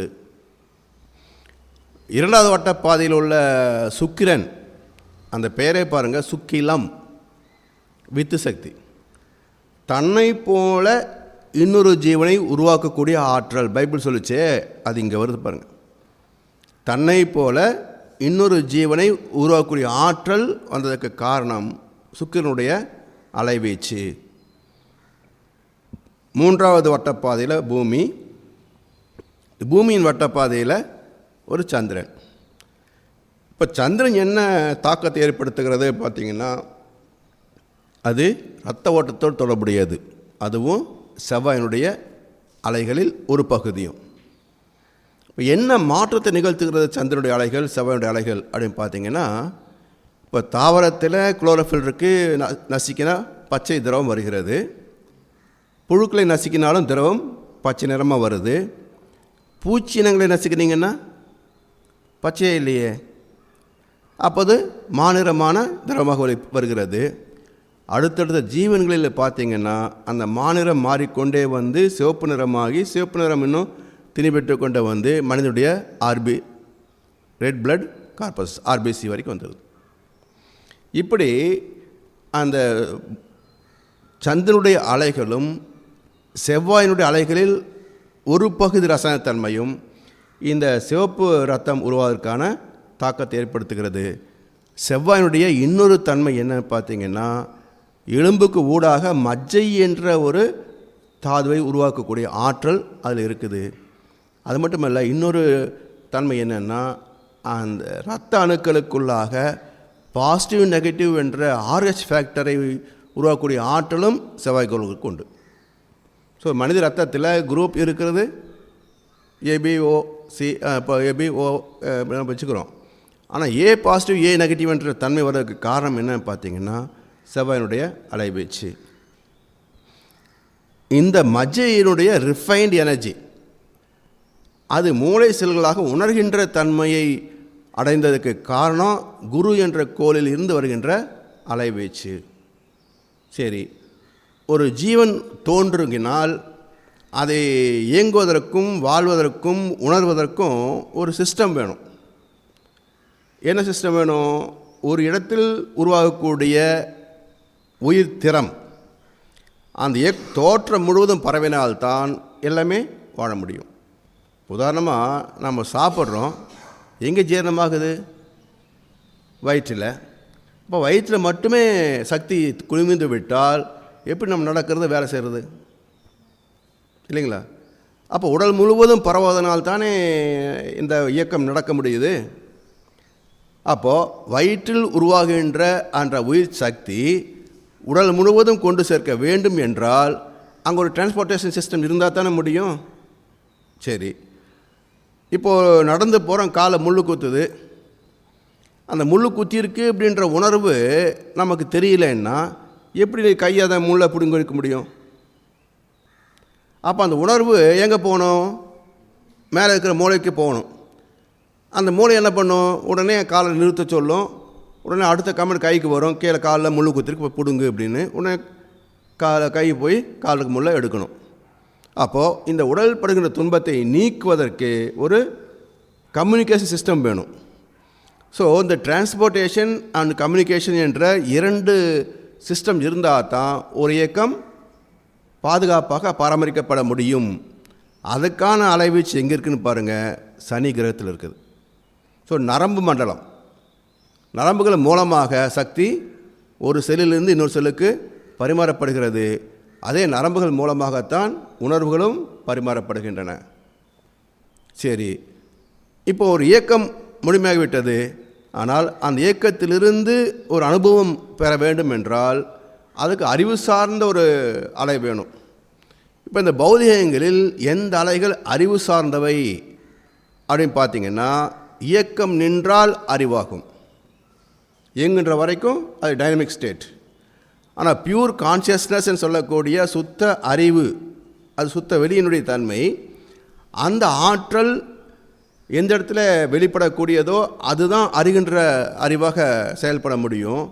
அப்படி இந்த சூரிய குடும்பத்திற்குள்ளாக எங்கே அந்த சுத்த ஆற்றல் இருக்குது அப்படின்னு பாருங்கள். சூரியனின் மையத்தில் அணுக்கள் செயலற்று நின்று விடுகின்ற போது அது மீண்டும் இறை துகள்களாக வெளியாக மாறுகிறது. அது வெளியாக மாறுகின்ற அந்த பிளாக் ஸ்பேஸில் சூரியனின் மையத்திலிருந்து ரெண்டு பக்கம் பீரிட்டு கிளம்புகின்ற போது மேல் நோக்கி போகக்கூடிய அலைகளுக்கு கேது என்றும், கீழ் நோக்கி போகின்ற அலைகளுக்கு ராகு என்று சொல்கின்றோம். அப்போ மேல் நோக்கி போகக்கூடிய அலைகள் அது பாசிட்டிவ் வேவ்ஸ், பாசிட்டிவ் தாட்ஸ். கீழ் நோக்கி போகக்கூடிய அலைகள் நெகட்டிவ் வேவ்ஸ், நெகட்டிவ் தாட்ஸ். இப்படி இரண்டுபட்ட எண்ணங்கள் தோன்றுவதற்கு காரணம் அந்த சூரியனின் மையத்தில் அணுக்கள் செயலற்று நின்றுவிடுகின்ற போது அது மீண்டும் இறை துகளாக மாறுவதால் அந்த இறை துகளுக்குள் அடங்கியிருக்கின்ற அறிவு அது உணர்கின்ற சிறப்பை பெறுகிறது. அப்போ அதுதான் ஓஜஸ் சத்தாக, சிந்தனை திறமாக அடங்கியிருக்கின்றது. இப்படி இந்த நவக்கோள்களிலிருந்து வருகின்ற ஒவ்வொரு கிரகத்தின் அலை வீச்சுக்கும் ஒரு குறிப்பிட்ட தன்மையும் ரசாயனத்தை உருவாக்கக்கூடிய ஆற்றலும் உண்டு. இது இரண்டாவது கோட்பாடு. மூன்றாவது முக்கியமான ஒரு கோட்பாடு என்ன அப்படின்னு பார்த்தீங்கன்னா, இந்த பால்வெளி மண்டலத்திலும் இந்த பிரபஞ்சத்திலும் அமைந்திருக்கின்ற கோடான கோடி நட்சத்திரங்களுடைய அலைவீச்சு. அது 27 தொகுதிகளாக வகுத்திருக்கின்றார்கள். அப்போ அந்த 27 தொகுதிகள் மட்டும் அல்ல, இதோடு இணைத்து ஒரு சிறு தொகுதி இருந்ததாக வானியல் சாஸ்திரத்தில், ஜோதிட சாஸ்திரத்தில் ஒரு குறிப்பு உண்டு. அது சிறு தொகுதியாக இருந்ததுனால காலத்தால் அதில் இருந்த சூரிய குடும்பங்கள் எல்லாம் பக்கத்தில் இருந்த சூரிய குடும்பங்களோடு இணைந்து கொண்டது. பிறகு அது 27 தொகுதிகளாக மட்டுமே இன்று வரைக்கும் தொடர்கிறது அப்படின்ற கருத்தை சொல்கிறாங்க. இப்போ இந்த கருத்து 27 நட்சத்திர தொகுதி இருக்கின்றன என்ற கருத்தை லாஜிக்கல் அனலைசிஸ், ஒரு அறிவு சார்ந்த சிந்தனை எடுத்து பார்த்தீங்கன்னா அது உண்மை என்று ஏற்றுக்கொள்வதை தவிர வேறு வழி இல்லை. காரணம் பாருங்கள், இப்போ நம்ம மனிதன் எடுத்துக்கொள்ளுங்க. ஏன்னா நமக்கு சாட்சி நம்முடைய உடல், நம்முடைய அனுபவங்கள் தான். இதெல்லாம் நம்ம மறுக்க முடியாது, நமக்கு தெரிந்தவை. அதனால் அனுமானம் 27 நட்சத்திர தொகுதியில் இருக்குதா இல்லையா, அது எப்படி இருக்குது, என்ன தாக்கத்தை ஏற்படுத்துன்றலாம் அனுமானம். ஆனால் நாம் நிஜம். அப்போ இந்த உடலை எடுத்து பார்த்திங்கன்னா நமக்குள்ள உடம்பு இருக்குது, உயிர் இருக்குது, காந்த அலைகள் இருக்குது, மனம் இருக்குது, மனதுக்கு என்று ஒரு வேகம் இருக்குது, இதோட அறிவும் இருக்குது. இப்போ இதெல்லாம் இணைத்து பார்ப்பதற்கு ஒரு அற்புதமான ஒரு திருவுருவம் எடுத்து பார்த்திங்கன்னா ஆண்களை விட பெண்மையைத்தான் நம்ம எடுத்துக்கொள்ளணும். ஏன்னா இயற்கையின் நேரடி பிரதிநிதினா பெண்மையை தான் சொல்கின்றோம். அது இந்து தத்துவமும் என்ன சொல்லுதுங்க, சிவனில் இருந்து சக்தி உருவானதுன்னு சொல்லுது. கிறிஸ்துவ தத்துவம் என்ன சொல்லுது, ஆதாமின் இடுப்பெலும்பிலிருந்து படைக்கப்பட்டவள் ஏவாள். அப்போ ஆண்மையிலிருந்து பெண்மை உருவானது, சிவத்தில் இருந்து சக்தி உருவானது என்று கருத்து. அதனால் அந்த பிரபஞ்சம் முழுவதற்கும் ஆதாரம் அது பிரம்மம், பிரம்மா தான் அம்மான்னு நம்ம சொல்கிறோம் ஒரு துண்டுபட்ட நிலையில். அப்போ அந்த பெண்மையின் உடலமைப்பு எடுத்து பாருங்கள். 14 வயதில் பக்குவமடைகின்ற ஒரு கருப்பை, ஆரோக்கியமான கருப்பை 27 நாட்கள் முடிந்து 28வது நாள் விளக்காகிறது இல்லைங்களா. அது நாள் மாறுபட்டதுன்னா ஆரோக்கியத்தின் சீர்கேடுகள் தான் மாற்றத்துக்கு காரணம். ஸோ ஆரோக்கியமான கருப்பை என்றால் 27 நாட்கள் முடிந்து 28வது நாள் விளக்காகும். 14 வயதில் பக்குவமாகின்ற அந்த கருப்பை 40 வயது வரைக்கும் எத்தனை குழந்தைகளை உருவாக்க முடியும்னு பாருங்கள். 40 - 13 எடுத்தீங்கன்னா 27 குழந்தைகளை உருவாக்கலாம். இதுதான் குசேலனுக்கு 27 குழந்தைகள் என்ற கருத்தை கொடுத்தாங்க. ஒரு குழந்தை இருக்கின்ற கர்ப்ப காலம் எவ்வளோ பாருங்கள், 275 நாட்கள். 10 மாதம் நம்ம சொல்கிறோம் இல்லையா, 10 மாதத்துக்கு 305 நாள் வரணும். 270 நாட்கள் 9 மாதம்தான் வரும். 70-75 வந்தாலே 9 மாதம்தான் வரும். அப்போ 9 மாதம் சுமந்து பார்த்துட்டு போனஸ் ஒரு மாதம் சேர்த்துக்கிறோமே 10 மாதம் சுமந்து பார்த்துன்னு இல்லைங்களா. எப்படி அது 10 ஆச்சு என்றால் இந்த 27 நட்சத்திர தொகுதியிலிருந்து வருகின்ற அலைவீச்சின் தாக்கம் தாய் தந்தை அணுக்கள் இணைகின்ற போது என்ன மாற்றத்தை நிகழ்த்துகின்றதோ அதை பொறுத்து தான் அந்த சீட் ஸ்ப்ரூட் அவுட் ஆகும். எனவே ஒரு குழந்தை உருவாகின்ற நட்சத்திரம் அதனுடைய குணாம்சத்தை பொறுத்து அதனுடைய வாழ்க்கை தரம் அமைகிறது. எனவே அந்த நட்சத்திரத்தை உருவாகிய பிறகு அந்த கரு 10 ரவுண்ட் அடிக்கணும். அப்போ 270 - 27 நட்சத்திர தொகுதிகள் ஈக்குவல் டு 10, அதான் 10 மாதம். அப்போ அது 5 நாள் ஒரு வாரம் டிஃப்ரென்ஸ் வர காரணம் என்னென்னா அந்த 28வது தொகுதி இருந்து சொன்னாங்க இல்லையா, அதை மையப்படுத்தி தான் சாஸ்திரங்கள் சொல்லுகின்றன. 27 நட்சத்திர தொகுதிகளோடு ஒரு சிறு தொகுதியாக 28வது இருந்த ஒரு காலகட்டத்தில். அதனால தான் அது பிறப்பில் வருகின்ற போது 270 நாட்கள் மட்டுமல்ல, ஒரு வாரம் அது கொஞ்சம் கூடுதலாகவும் வருகிறது அப்படின்னு சொல்கிறாங்க. சரி, இப்போ அதன் பிறகு ஒரு மனிதனுடைய மன அலை வேகம் எடுத்து பாருங்களேன், 1 to 40 cycles per second. இதில் உச்சகட்டமான அலைகள், உணர்ச்சி வேகத்துக்கு உட்பட்ட அலைகள், லாங் ரேஞ்ச் அப்படின்னு பார்த்தீங்கன்னா பீட்டா ஃப்ரீக்குவன்சி 14 - 40 அலைச்சூழல் வரைக்கும் உள்ள வேகம். அப்போ அதில் 13 எடுத்துட்டிங்கன்னா 27 எண்கள் மனநிலையில் வருகின்ற அனுபவங்கள். ஸோ சஞ்சித கர்மா, பிரார்த்த கர்மா என்ற 2 அடுக்கு வினை பதிவுகளும் எந்த அலை நீளத்தில் பதிகின்றன என்றால் 14 அலையிலிருந்து 40 அலை வரைக்கும் தான் பதிகின்றன. சரி, மிச்சம் இந்த 13லிருந்து 1 வரைக்கும் இருக்கே, அதனுடைய காரணம் என்னன்னு பார்த்தீங்கன்னா, நவ கோள்கள் 9, பஞ்சபூதங்கள் 5, இப்போ 9 மஞ்சும் 14. இந்த 14ல் விண் என்பது பூமியில் மட்டுமல்ல, நவ கிரகங்களுக்கும் அது அடிப்படை. ஸோ 2 இடத்துல விண் வருது. அப்போ 1 எடுத்துட்டிங்கன்னா மிச்சம் 13. இப்படி மன அலை வேகம் 1-40 சைக்கிள் அமைந்ததுக்கு காரணம் என்ன என்றால், 27 நட்சத்திர தொகுதிகள் ப்ளஸ் 9 கோள்கள் ப்ளஸ் இந்த பூமியில் இருக்கின்ற 4 பௌதிகங்கள். அப்போ 27 ப்ளஸ் 9 36 ப்ளஸ் 4 40.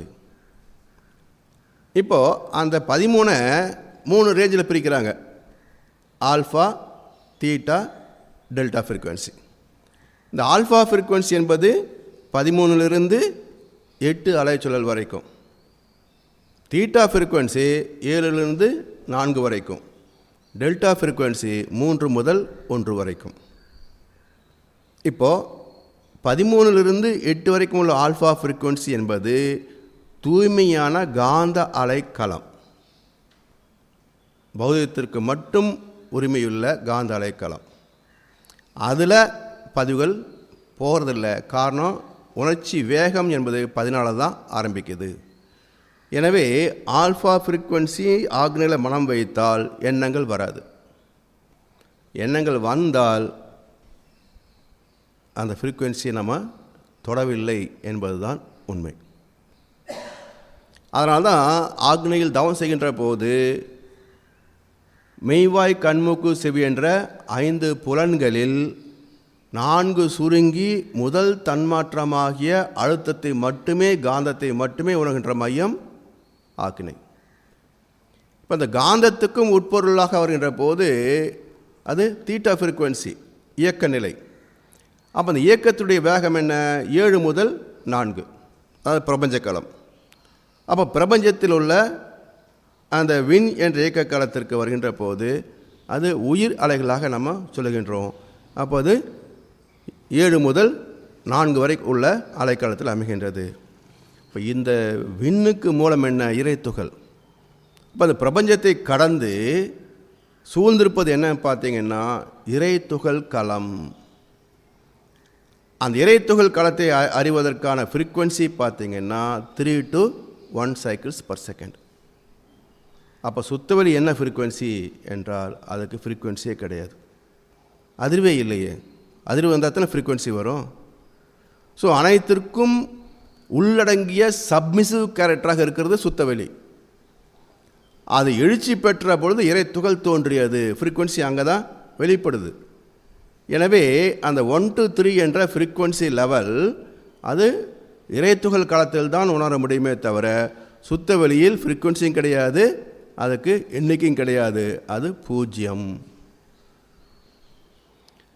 எனவே மகேஸ்வரர் சொன்னாங்க, சாமிஜி சுத்த வெளி சக்தி களம் பிறகு இப்படி ரெண்டாக பிரிக்கிறோமே, அப்போ அந்த 2க்கு எல்லை உண்டா அப்படின்னு கேட்டான். இருக்குது ஆனால் இல்லைன்னாரு. இருக்குது ஆனால் இல்லைன்னாரு. அது என்ன சாமிஜி இப்படி சொல்கிறீங்களே அப்படின்னா, இப்போ ஒரு விளக்கு ஏற்றுறீங்க, வெளிச்சம் வருது, தொலை தூரத்துக்கு போகிறீங்க, அப்புறம் அந்த வெளிச்சம் குறைஞ்சிக்கிட்டே வந்து இருட்டு வந்துடுது. இப்போ எந்த பாயிண்டில் இந்த வெளிச்சம் முடிந்து இருள் தொடங்குறது என்பதை நீங்கள் பிரித்து சொல்ல முடியுமான்னாரு. முடியறதில்லை. இதே மாதிரி தான் பிரபஞ்சத்திலிருந்து சுத்த வெளிக்கும் எல்லைன்னு சொல்லலாம், ஆனால் பவுண்ட்ரி லைன் சொல்ல முடியாது. பவுண்ட்ரி லைன் கிடையாது. எனவே அந்த பவுண்ட்ரி இல்லாத இடம் என்ன பார்த்தீங்கன்னா அது இறைத்துகள் களம். ஸோ அதை சூழ்ந்திருப்பது சுத்தவெளி. எனவே அந்த இறைத்துகள் களம் வரைக்கும் நாம் உணர்கின்ற போது அந்த தன்மைகள் எல்லாம் நம்ம வெளிப்படுத்துகின்றோம். இதுதான் பிரபஞ்சத்துடைய ரகசியம் வெளிப்படுத்துகின்றோம்.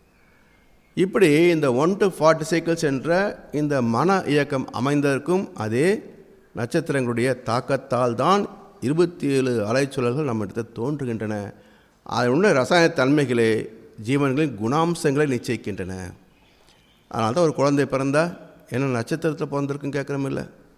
ஸோ நட்சத்திர பலன் சொல்கிற போது பொதுவாக சரியாக இருக்கும், ஆனால் ஸ்பெசிஃபிக்காக சரியாக இருக்காது. ஏன்னா குறிப்பிட்டு வருகின்ற போது அந்த குணாம்சங்களை சார்ந்து வரக்கூடிய கர்ம பலன்களை நிச்சயிப்பது அவர்களுடைய சஞ்சித கர்மா, பிரார்த்த கர்மா. ஏன்னா ஒரே நட்சத்திரத்தை பிறந்தவர்களால் ஒரே மாதிரி இருப்பாங்கன்னு 27 தொகுதிகளாக மனிதர்களை பிரிக்க முடியாது. ஏன்னா ஒவ்வொருத்தருடைய சூழ்நிலை, பழக்க வழக்கம், கலாச்சாரம், பண்பாடு இதெல்லாமே சமுதாய நீதிகளுக்கும் உட்பட்டது இல்லையா? அமெரிக்காவில் எங்கேயாவது சண்டை போடுறதை பார்த்துருக்கீங்களா? சுற்றுவான், ஆனால் சண்டை போடுறதை பார்த்துருக்கீங்களா? நம்மளால் அதை பண்ண மாட்டோம் அவ்வளோ சீக்கிரம். ஆனால் ஒவ்வொரு குடும்பத்துக்குள்ளும் எத்தனை சண்டை நடக்குதுங்க தினமும். இப்படி அங்கே பண்பாடு எப்படித்தான், யாரையும் கடிந்து பேசக்கூடாது என்பது அங்கே விதி. அதங்க யாரும் மறுத்து பேசுறதும் கிடையாது. எனக்கு வேகம் வருது, உரிமை இருக்குது, என் பொண்டாட்டி எனக்கு சொந்தம்னு யாரும் உரிமை பாராட்டுறது கிடையாது. ஆனால் இங்கே இதெல்லாம் சமுதாய நீதிகளை ஒட்டியும் மாறுவதனால ஒரு நட்சத்திர தொகுதியில் பிறந்தவங்க இப்படி தான் இருப்பாங்கன்றதை பொதுவாக சொல்லலாமே தவிர குறிப்பிட்டு சொல்ல முடியாது. இப்படி இந்த 3 நீதிகளுக்கு பாருங்கள், 27 நட்சத்திர தொகுதிகள், நவக்கோள்கள், பூமியின் பஞ்சபூத சேர்க்கை, இந்த 3 சிறப்புகள் இணைந்த பொழுது மண் என்ற நிலையில் இந்த 3ம் இணைந்த பொழுது அந்த மண் என்பது சத்து மண் என்ற நிலை அடைந்தது. அந்த சத்து மண் தான் ஜீவன்களை உற்பத்தி செய்யக்கூடிய ஆற்றல் களம். அப்போ இந்த நிலையிலிருந்து மேற்கொண்டு இன்னும் 2 அம்சங்கள் சேர்ந்தால் தான் இதில் நடக்கும். அப்போ இதை ஜீவகாந்த களம் என்று சொல்லலாமே தவிர, ஜீவன் உற்பத்தியாவதற்கு தயார் என்று சொல்லலாமே தவிர, இதனோடு ஜீவன் உருவாக வேண்டும் என்றால் மேலும் 2 நீதிகள் சேர வேண்டும். அது லேசான நீர்த்தன்மையும் வெப்பத்தன்மையும். இந்த நீதிப்படி முதலில் எந்த ஜீவன் தோன்றிருக்க முடியும் என்று ஒரு கேள்வி எழுப்பி பாருங்கள். சயின்ஸ் சொல்லுது ப்ளூ கிரீன் அல்கே என்ற வைரஸ் அப்படின்னு சொல்கிறாங்க.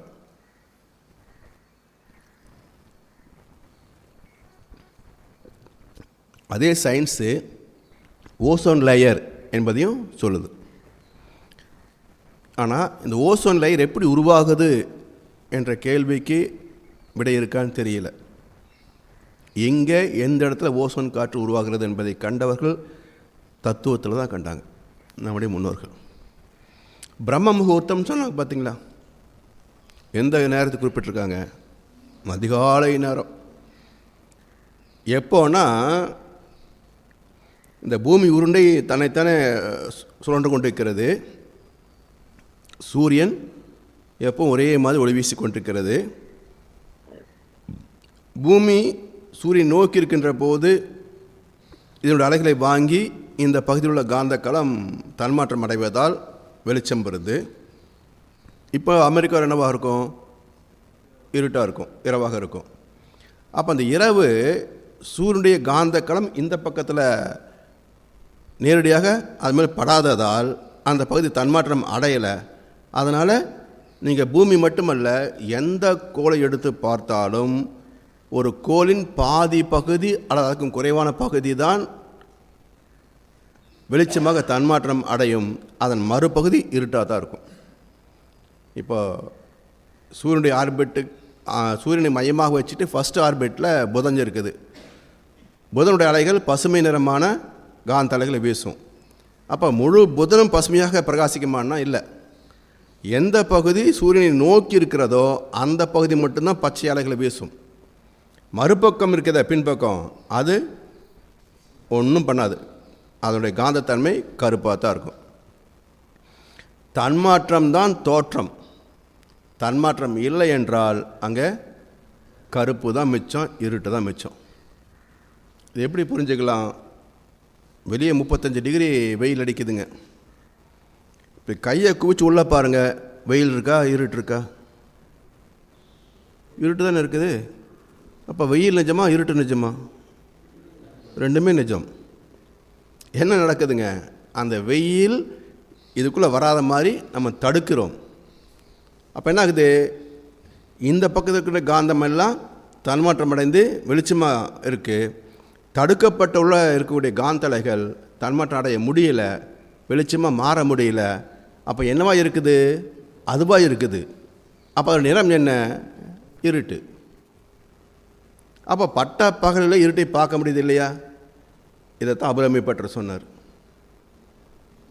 என்ன சொன்னாருங்க? அமாவாசை அன்னைக்கு வெளிச்சம் தெரியுதுன்னார். எப்போ தெரியும்? பகலை தெரியும். அமாவாசை நீங்கள் பகலில் பார்த்தீங்கன்னா சாயந்தரம் வெளிச்சமாக தான் இருக்கும், இருட்டில் தான் வெளிச்சம் இருக்காது. எனவே ஒரு கோளின் அலைவீச்சு தன்மாற்றம் அடைந்தால்தான் நிறங்களும் தோற்றங்களும். So reflection is appearances. காந்தத்தின் தன்மாற்றம் இல்லை என்றால் தோற்றங்களும் இல்லை, நிறங்களும் இல்லை. இப்படி ஒவ்வொரு கோளிலிருந்தும் வருகின்ற அலை வீச்சின் காரணமாக அந்த நிறங்கள் தோன்றி பிரதிபலிக்கின்றன. இப்போ என்னாச்சுங்க? 3 தன்மைகள். ஒன்று நட்சத்திர தொகுதிகள், கோள்கள், பூமியின் பஞ்சபூத சேர்க்கை. இந்த 3ம் இணைந்த பொழுது ஏற்பட்ட தரமாற்றம். இதற்றோடு 2 சேரணும், லேசான நீர்த்தன்மையும் வெப்பத்தன்மையும். இப்போ இரவு முழுவதும் அந்த இருட்டு என்ன பண்ணுதுங்க? கூலாக தான் இருக்கும், குளிர்ச்சியாக தான் இருக்கும். அந்த குளிர்ச்சியான பகுதி அப்படியே பூமி சுழல்வதனால மேலே வருது. அப்போ இந்த நுனிக்கு வருகின்ற போது சூரியனின் அலைகள் இது மேலே படுது. அப்போ என்னாகும்? இந்த கிராஸ் ஆங்கிள் வருது பாருங்கள். அப்போ அந்த கிராஸ் ஆங்கிளில் வரப்போது சூரியன் அலைகள் மிக லேசாக படுவதால் அங்கே லேசான வெப்பத்தன்மை உருவாகும். அப்போ இரவு முழுவதும் இருக்கின்ற நீர்த்தன்மை இப்போ சூரியன் அலை பட்டவுடனே ஏற்படக்கூடிய லேசான வெப்பத்தன்மை இரண்டும் இணைகின்ற போது இந்த பகுதியில் இருக்கின்ற காற்று ஓசோன் காற்றாக மாற்றமடைகிறது, உயிர்வழி காற்றாக மாற்றமடைகிறது. ஓசோன் என்றால் உயிர்வழி காற்று, உயிர் வழி காற்று. அப்போ சாதாரண காற்று பூமியின் அந்த 3 சிறப்புகளால் தரமாற்றம் அடைந்து ஜீவாந்த களம் என்ற சிறப்பை பெற்றாலும் இந்த ஜீவாந்த களத்தில் சூரியனின் லேசான வெப்ப அலைகளும் இதற்குள் இருக்கின்ற நீர்த்தன்மையும் இணைந்தால்தான் அங்கே ஓசோன் என்ற உயிர்வெளி காற்று உற்பத்தியாகும். அப்போ அந்த உயிர்வெளி காற்று பாசிட்டிவ் ஃபோர்ஸ். அதிலிருந்து அடுத்து நம்ம மண்ணிலிருந்து வருகின்ற போது அது நெகட்டிவ் ஃபோர்ஸ், வைரஸாக மாறும். அப்போ உயிர்வெளி காற்று நமக்கு நல்லது செய்யும், வைரஸு கெட்டது செய்யும். இது மறுபடியும் சேர்கின்ற போது அடுத்து என்னதுங்க? மைக்ரோ பாக்டீரியா, அது நன்மையை செய்யக்கூடியது. பாக்டீரியா நன்மை செய்யக்கூடியது. அடுத்து அமீபா வரப்போது அது ஜீவன்கள் தன்னை பகுத்து கொண்டு வாழ்கின்ற தனித்த சிறப்பை பெற்றுவிடுகின்றன. இந்த ஓசோன் காற்றை உணர்ந்த நம்முடைய முன்னோர்கள் அதை நம்முடைய உடல் ஆரோக்கியத்திற்கும் நோய் எதிர்ப்பு சக்திக்கும் ஆத்ம ஞானத்திற்கும் பயன்படுத்தி கொள்ள முடியும், அந்த தரமெல்லாம் அது இருக்குது அப்படின்னு கண்டதுனால தான் நமக்கு ஆலய வழிபாட்டில் காலையில் நேரத்தில் இருந்துச்சு குளிச்சுட்டு கோயிலுக்கு போகணும் என்பது மட்டும் அல்ல, அங்கே ஸ்தல விருட்சங்களை வைக்க வேண்டும் என்ற நியதி இதை அறிந்ததால் தான் உருவானது. ஸோ ஸ்தல விருட்சம் என்பது என்னங்க? ஸோ தெய்வீக மரங்கள். சாதாரண மரம் இருக்குது, ஆனால் அந்த தெய்வீக மரங்கள் எல்லாம் அந்த ஓசோன் காற்றை ஈர்க்கின்ற தன்மை அதிகமாக இருக்கக்கூடியது. அப்போ வேப்ப மரம், வில்வ மரம், இது போன்ற மரங்கள் எல்லாம் அந்த ஓசோன் காற்றை அதிக அளவில் ஈர்த்து கீழே செலுத்தக்கூடியது, வெளிப்படுத்தக்கூடியது. அப்போ அந்த நேரத்தில் நம்ம கோயிலுக்கு போய் சுற்றி வருகின்ற போது நம்முடைய நுரையீரல் வேகமாக சுருங்கி விரியும். அப்போது அதிக அளவில் நம்முடைய கார்பன் டை ஆக்சைடு வெளியே விட்டுடுறோம். உள்ளே இருக்க வேண்டிய காற்று ஓசோன் காற்றாக இருக்கிறது. அப்போது நேரத்தில் இருந்துச்சு வேப்ப மரம், அரச மரம் இதெல்லாம் இருக்கக்கூடிய ஸ்தலங்களில் போய் நம்ம சுற்றி வந்து வணங்குகின்ற போது அந்த உயிர்வெளி காற்றை அதிகமாக சுவாசிக்கின்றோம். அது மன அமைதியை கொடுக்கும், உயிர் சக்தியை திணிவுபடுத்தும், நோய் எதிர்ப்பு சக்தியை அதிகப்படுத்தும். இந்த நன்மைகளெல்லாம் உள்ள வச்சு தான் ஆலய வழிபாட்டை அமைத்தார்கள். இப்போ நாம் என்ன பண்ணுறோம்? அந்நேரத்துக்கு யார் எந்திரிக்கிறது? அப்போ தான் தூக்கம் நல்லா வருது. அதனால் ஆஃபீஸ் போகும்போது அப்படியே போயிட்டோம்னா அட்டனன்ஸ் போட்டு போயிடலான்னு நினைக்கிறோம்.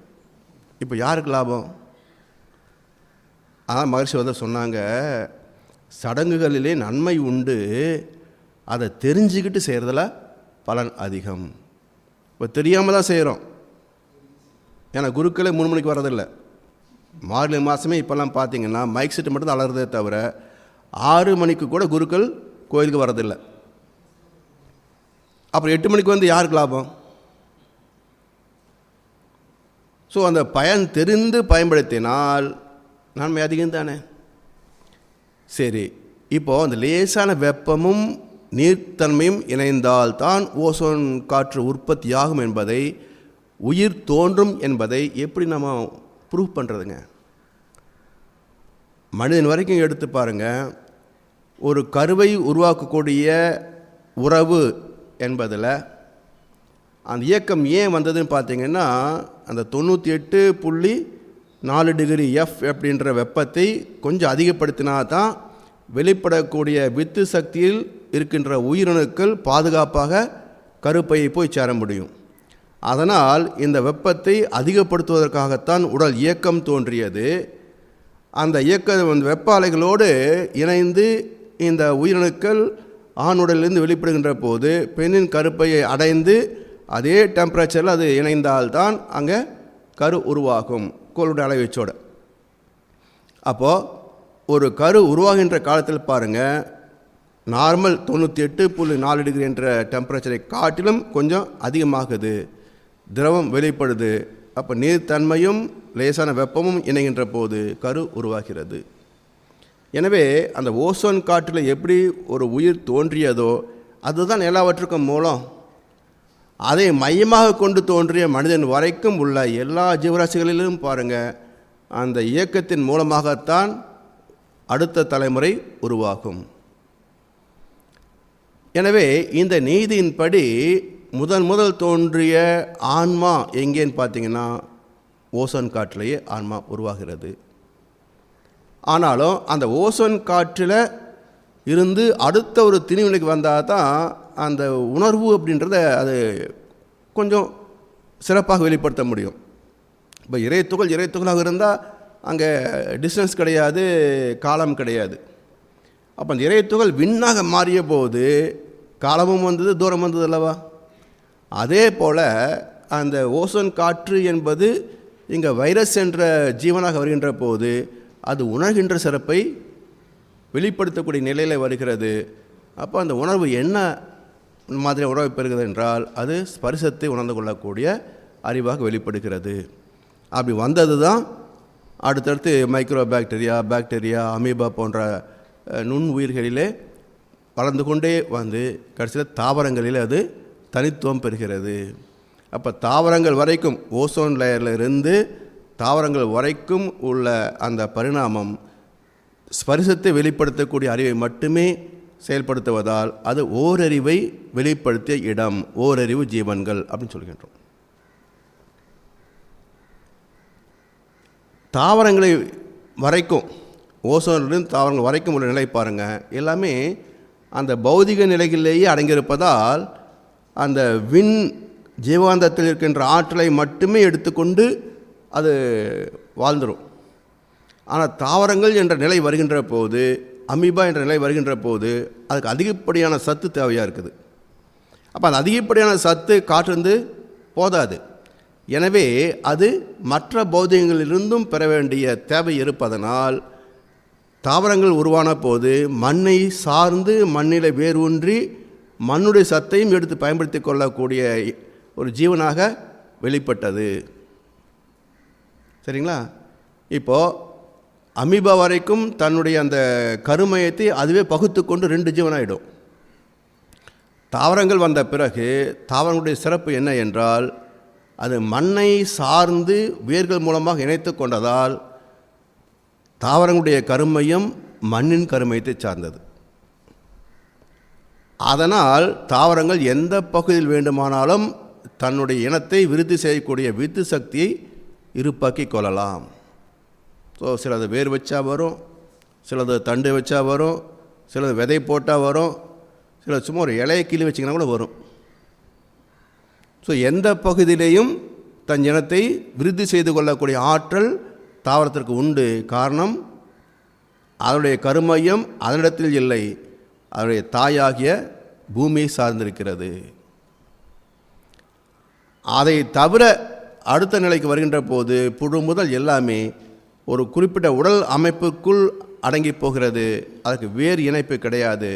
அதனால் மற்ற எல்லா ஜீவராசிகளுக்கும் அதனுடைய உடலின் மையப்பகுதியே அதனுடைய கருமையமாக அமைகிறது. எனவே இப்போ விண்ணுக்கும் அந்த ஓசோன் என்ற நுண் உயிருக்கு வருகின்ற போது இல்லையா, இப்போ விண்ணுக்கும் உயிருக்கும் என்ன வித்தியாசங்க? அதே 3 கோட்பாடுகள் தான். நட்சத்திர தொகுதிகள், நவக்கோள்கள், பூமியின் பஞ்சபூத சேர்க்கை. ஸோ இது சேர்ந்த பொழுது தான் இப்போ கரு மையம், ஆன்மா. கரு என்பது கிராவிட்டி, இறைநிலை. கரு மையம் என்பது பின்னப்பட்ட இயக்க நிலை. ஆத்மா என்பது எந்த இடத்துல வருதுங்க? பஞ்சபூதங்களை கடந்து உணர்கின்ற சிறப்புகளோடு ஜீவன்கள் தோன்றுகின்ற போது அந்த கருமையத்திற்கே ஆன்மா என்று பெயர் வைக்கிறோம். காரணம் என்ன என்றால், கருமையத்தோடு ஒரு இயக்கத்தின் அனுபவங்கள் எல்லாமே ஈர்த்து சுருக்கி அந்த மையத்தில் இருப்பாக்கப்படுகிறது. அப்போ பௌதிகங்களில் கருமையத்தில் அந்த காந்தக்களம் மட்டும்தான் இருக்கும். ஜீவன்கள் வருகின்ற போது அந்த காந்தக்களம் மட்டும் அல்ல, அனுபவங்களும் அதில் பதிகின்றன. ஒரு நெல் பயிருக்கு அனுபவம் என்ன அப்படின்னா, மண்ணுக்குள்ளே எல்லா சத்தும் தான் இருக்குது. ஆனால் நெல்லாக மாறுவதற்கு என்ன சத்து தேவையோ அதை மட்டும்தான் அது எடுத்தாகணும். அப்போ என்ன பண்ணுது? மண்ணுக்குள் இருக்கின்ற சத்துகளில் தனக்கு எது தேவை என்பதை உணர்கிறது. கக்னிஷன். அந்த மண்ணில் இருந்து அதை பிரித்து எடுக்கிறது, டிஸ்கிரிமினேஷன். அதை தன்மையப்படுத்திக் கொள்கிறது, enjoyment. So cognition, discrimination and experience, enjoyment. So இந்த 3ம் இணைந்த தொகுப்புக்கு தான் மனம் என்று பேர். ஸோ மனம் எங்கே பிறந்தது என்றால், நுண் உயிராக தோன்றிய பொழுதே மனம் பிறக்கிறது. அந்த மனதில் 3 இயல்புகள் உண்டு: கக்னிஷன், டிஸ்கிரிமினேஷன் அண்ட் என்ஜாய்மெண்ட். இந்த 3 நிலைகளோடு அடுத்தடுத்த ஜீவன்களிலே பெறுகின்ற அனுபவங்கள் எல்லாம் சேர்ந்து மனிதனிடத்தில் இன்னொரு 3 சிறப்புகளை சேர்த்து கொள்கிறது. அப்போது அந்த உணர்தல், துய்த்தல், பிரித்து அறிதல் என்ற நிலைகளோடு இன்பம், துன்பம், அமைதி என்ற நிலைகளையும் பிரித்தறியக்கூடிய சிறப்பை பெற்ற இனம் மனிதனுடைய மனம். சரி, இப்போ ஒவ்வொரு ஜீவனாக தரமாற்றம் அடைந்து வருகிற போது அந்தந்த அமைப்பு, ஒரு தாவரம், புழுக்கள், பூச்சினங்கள் போது அந்தந்த பாடி ஸ்ட்ரக்சர், அந்த அமைப்பில் ஏற்படக்கூடிய மையம், கருமையம், அதோடு அந்த உடல் அளவில் பெறுகின்ற அனுபவங்கள், இது ஒன்றிலிருந்து ஒன்று வெளிப்பட்டு கொண்டே வரும். உதாரணம் பாருங்கள், ஒரு தாவரத்திலிருந்து ஏன் ஒரு புழு உருவாகணும்? கீதையில் அருமையான ஒரு ஸ்லோகம் உண்டு: தர்ம சம்ஸ்தாபனார்த்தாய சம்பவாமி யுகே யுகே. அதுக்கு நல்ல ஒரு பொருள், ஆனால் தப்பாக புரிஞ்சுக்கிட்டோம். துன்பத்தை நீக்கி இன்பத்தை ஸ்திரப்படுத்துவது, தர்மத்தை அழித்து அதர்மத்தை அழித்து தர்மத்தை நிலைப்படுத்துவது. இப்போ தர்மத்தின் பலன் இன்பங்கள், அதர்மத்தின் விளைவு துன்பங்கள். அப்போது தர்ம சம்ஸ்தாபனார்த்தாய, துன்பங்கள் ஏற்படுகின்ற போது அந்த துன்பத்தை நீக்கி இன்பத்தை நிலைப்படுத்துவதற்காக என்னை நானே பிறப்பித்துக் கொள்கிறேன். ஸோ அவதாரம் என்ற வார்த்தைக்கு பொருள் அவதரதி என்று 2 வார்த்தைகள் இணைந்த கூட்டு வார்த்தை தான் அவதாரம். தரதி என்றால் தன் நிலையில், அவ என்றால் மாற்றம். அப்போ அவதாரம் என்ற வார்த்தைக்கு பொருள் தன் நிலையில் அடைகின்ற மாற்றம். இப்போ புழுக்களாக சின்ன உயிர்களாக இருந்தது தாவரமாக மாற்றமடைகிறது, தாவரமாக இருந்ததே புழுவாக மாற்றமடைகிறது, புழுவாக இருந்ததே பூச்சினங்களாக வண்டினங்களாக மாற்றமடைகிறது. இப்போ இந்த இடத்துல முக்கியமான ஒரு செய்தி என்ன பார்த்தீங்கன்னா, இப்போ தாவரங்களிலே தன் உணவை தானே உற்பத்தி செய்து கொள்கிறதுன்னு சொல்கிறோம். அப்போ துன்பம் இல்லையே. ஆனால் ஒரு இடத்துல மழை பெய்யவில்லை என்றால் எப்படி உணவை உற்பத்தி செய்து கொள்ள முடியும்? அப்போ தாவர துன்பம் இருக்கா இல்லையா? அப்போ அந்த துன்பத்தை நீக்க வேண்டும் என்றால் எங்கே மழை பெய்கிறதோ அங்கே போகணும். அப்போ சலனம் இருந்தால்தான் இந்த இயக்கத்தை பாதுகாத்து கொள்ள முடியும் என்பதால் அந்த தாவரத்திற்குள் அடங்கியிருக்கின்ற அறிவு எழுச்சி பெறுகிறது. தர்ம சம்ஸ்தாபனார்த்தாய. அப்படி எழுச்சி பெறுகின்ற போது அந்த துன்பத்தை நீக்குவதற்காக அந்த வேர் இணைப்பு அப்படின்றத தவிர்த்து அது சுதந்திரமாக இடம் விட்டு இடம் போகக்கூடிய சலனத்தை அடைகிறது.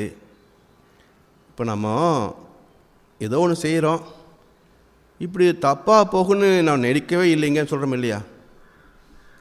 காரணம் என்ன தெரியாது. காரணம் என்னன்னா, இப்போ துன்பத்தை நீக்க வேண்டும் என்று தான் தாவரம் தன்னுடைய அறிவை பயன்படுத்தியது. அந்த அறிவு வெளிப்பட்டு இடம் விட்டு இடம் போகக்கூடிய வகையில் புழுவாக மாறியது. ஆனால் புழுவாக மாறினதுக்கு அப்புறம் தான் தெரிஞ்சது தன் உணவை உற்பத்தி செய்கின்ற தரம் இழந்து விட்டோம். இப்படியாக எனக்கு முதலே தெரியாமல் போச்சுங்களேன்னு தாவரம் வருத்தப்படும் இல்லைங்களா? ஸோ அங்கிருந்தே நம்ம வந்ததுனால நம்ம ஏன் தப்பு பண்ணிவிட்டு ஐயோ தெரியாமல் பண்ணிட்டோமே அப்படின்னு நினைக்கிறோமே. அது விதி அல்ல, இயற்கை நீதியே அப்படித்தான். அது மட்டுமல்ல, இப்போ புழு வந்தாச்சு, புழுவுக்கு உணவு வேணும், உற்பத்தி செய்ய முடியாது. அப்போ என்ன பண்ணியாகணும்? வாழ்ந்தாகணுன்ற உணர்வு அதுக்குள்ளே அடங்கியிருக்குது. நுண் உயிர் தோன்றிய போதே வாழ வேண்டும் என்ற ஆசை தோன்றிவிட்டது. அதனால் எப்படி இருந்தாலும் வாழ்ந்தாகணும். அப்போ எதை சார்ந்து வாழ்வது? ஏதோ ஒன்றும் உள்ள சாப்பிட்டு தான் ஆகணும். கல்லைத்தான் மண்ணைத்தான் கரைக்கத்தான் குடிக்கத்தான் கற்பித்தானா? அவன் கற்பிக்கலை, நாம் கற்றுக்கிட்டோம். அப்போ அந்த புழு எதையோ சாப்பிட்டு வாழுது. அடுத்த நிலை, அந்த புழுவிலிருந்து வருவதற்கு காரணம் என்னன்னு பாருங்கள். அது எவ்வளோ வேகமாக போக முடியும்? இந்த வெயிலுக்கு தாங்குமா? அப்போ என்னாச்சுங்க, என்பில் அதனை வெயில் போல காயுமே, செத்து போகுது. அப்போ அவருடைய அறிவு மீண்டும் எழுச்சி பெறுது. என்னடா இது, இடம் விட்டு இடம் போனால் பொழைச்சிக்கலான்னு பார்த்தா இங்கேயும் ப்ராப்ளமாக இருக்குது. அப்போ என்ன பண்ணி ஆகணும்? அதை நீக்கணும். அப்போ வேகமாக போகக்கூடிய அடுத்த நிலையை அடைய வேண்டும் என்ற போது தான் அந்த புழு பட்ட அனுபவம் அதற்குள் மட்டும் அல்ல, இந்த காந்த களத்திலையும் பதிந்தது. இந்த பூமி காந்த களத்தை பற்றி நம்ம அவ்வளவு கேர் பண்ணுறதில்லை. மனவளக்கலையில் ஓரளவுக்கு நமக்கு தெரியுமே தவிர விஞ்ஞானம் கூட அதை அவ்வளோக்காக கண்டு கொண்டது கிடையாது. ஆனால் இந்த பூமியின் காந்த களத்தினுடைய தாக்கம் என்ன என்பதை இந்த இடத்துல புரிஞ்சுக்கலாம். வண்டு எங்கேருந்து வருதுங்க? மாம்பழத்து வண்டு இல்லையா? நம்ம வீட்டில் தானியங்கள் வச்சுருக்குறோம், பாசிப்பயிறு, இதெல்லாம் வண்டு உள்ளேருந்து வருதில்ல. அப்போ தாவரத்துலேருந்து புழு வந்தால் தான் நியாயம். வண்டு வரக்கூடாதில்ல. வண்டு 3 அறிவு இல்லையா? அப்போ ஓரறிவிலேருந்து 2 அறிவு தான் வர முடியுமே தவிர அது கிராஸ் பண்ணி சடுதி மாற்றம்னு நகல முடியாது. சயின்ஸ் சொல்கிறாங்க சடுதி மாற்றம்னு. இது சடுதி மாற்றம் அல்ல, அது நிகழ முடியாது. காரணம் என்ன என்றால், இந்த புழுப்பட்ட துன்பம் வான்காந்தத்திலே பதிந்திருக்கிறது. வான்காந்தத்தின் தாக்கம் தாவரத்தில் பிரதிபலிக்கிறது. அதனால் தாவரம் அடுத்த இடத்துல அந்த ஒன்றை ஸ்கிப் பண்ணி நேரடியாக பறந்து போகக்கூடிய வண்டுகளை உருவாக்கிவிட்டது. இப்போது புழுவை வந்தது புழுவாக இருக்குதான்னு பாருங்களேன். முயற்சி தெய்வத்தால் ஆகாதெனினும் முயற்சி தன் மெய்வருத்த கூலி தரும். இப்போ என்ன கூலி இது கிடைச்சது? தன்னுடைய வாயிலிருந்து வரக்கூடிய அந்த உமிழ்நீரை கொண்டு மண்ணை வச்சு ஒரு கூடு கட்டி அமைச்சுக்கிட்டது. இல்லை நூலாக வர முடியுமா, அதை வச்சு ஒரு கூடு அமைச்சுக்கிட்டது. இது என்ன சொல்கிறோம், குளவியாக போகுது. இது பட்டு புழுவாக மாறுது. அதை கூட்டிலிருந்து கொண்டு குறிப்பிட்ட காலம் அது ஹைப்பர்நேஷனில் அரிதுயில் நிலையில் இருக்குது, தாவம் செய்யுது. ஒரு கட்டத்தில் அந்த புழு என்ற உடலமைப்பு லேசாகி இறக்கைகளோடு வெளிப்படுகிறது. அது பூச்சினமாக பறந்து விடுகிறது. இப்படி புழுவாக தோன்றிய இனம் விலங்கினங்களாகவும் பூச்சியாக தோன்றிய இனம் பறவையினங்களாகவும் வெளிப்படுகின்றன. இப்படி ஒவ்வொரு ஜீவன் பெறுகின்ற அனுபவங்கள் எல்லாமே அதற்குள் பதிதல்லவா. அப்போது கருமையம் ப்ளஸ் வாழ்க்கை அனுபவங்கள் ஈக்குவல் டு ஆத்மா. So genetic centre plus experiences equal to soul. இது வரைக்கும் இன்று வரைக்கும் நீங்கள் எந்த ஆன்மீக சபையில் பேசினாலும் கீதை உபன்யாசம்லாம் நடத்துகிறாங்க. அப்பப்போ அங்கே ஜீவாத்மா பரமாத்மா அளப்பாங்க. சும்மா ஆத்மான்னு என்னென்னு கேட்டு பாருங்கள், சொல்லிடுவாங்களேன்னு சொல்ல முடியாது. ஸோ சயின்ஸ்லேயும் அதுக்கு பெரிய எக்ஸ்ப்ளனேஷன் கிடையாது. அப்போ விஞ்ஞானத்திற்கும் மெய்ஞானத்திற்கும் பதில் சொன்ன ஒரே மகான் பகவான் வேதாத்ரி மகரிஷி அவர்கள் மட்டும்தான். எனவே இந்த அனுபவங்கள் இணைந்ததால், அந்த கருமையத்தோடு வாழ்க்கை அனுபவங்கள் இணைந்ததால் அதற்கு ஆத்மா என்று சிறப்பிக்கின்றோம். அப்போ இந்த ஆத்மாவில் என்னெல்லாம் இருக்குது அப்படின்னு பார்த்தீங்கன்னா, தாவரத்துடைய இயல்பும் இருக்குது, சைவ உணவை உட்கொண்ட விலங்கினங்களுடைய அனுபவங்களும் உள்ள இருக்குது, இன்னொரு ஜீவனை உணவாக கொன்று வாழ்கின்ற கொடூர விலங்கினுடைய அனுபவங்களும் அதில் இருக்குது. அப்போ இதிலிருந்து வெளிவருகின்ற போது அதிகப்படியான தாக்கம் எதில் இருக்குதுன்னு பார்த்தீங்கன்னா, இன்னொன்றை கொன்று உணவாக்கி கொள்வதிலே தான் விலங்குகளின் எண்ணிக்கை அதிகம். அதனால் அந்த அனுபவங்களே அதிகமாக இருப்பதால் அதிலிருந்து வித்தெடுத்து வந்த மனிதனிடத்திலேயும் பிறர் வளம் பறிக்கின்ற குணம்தான் இயல்பாக உண்டு.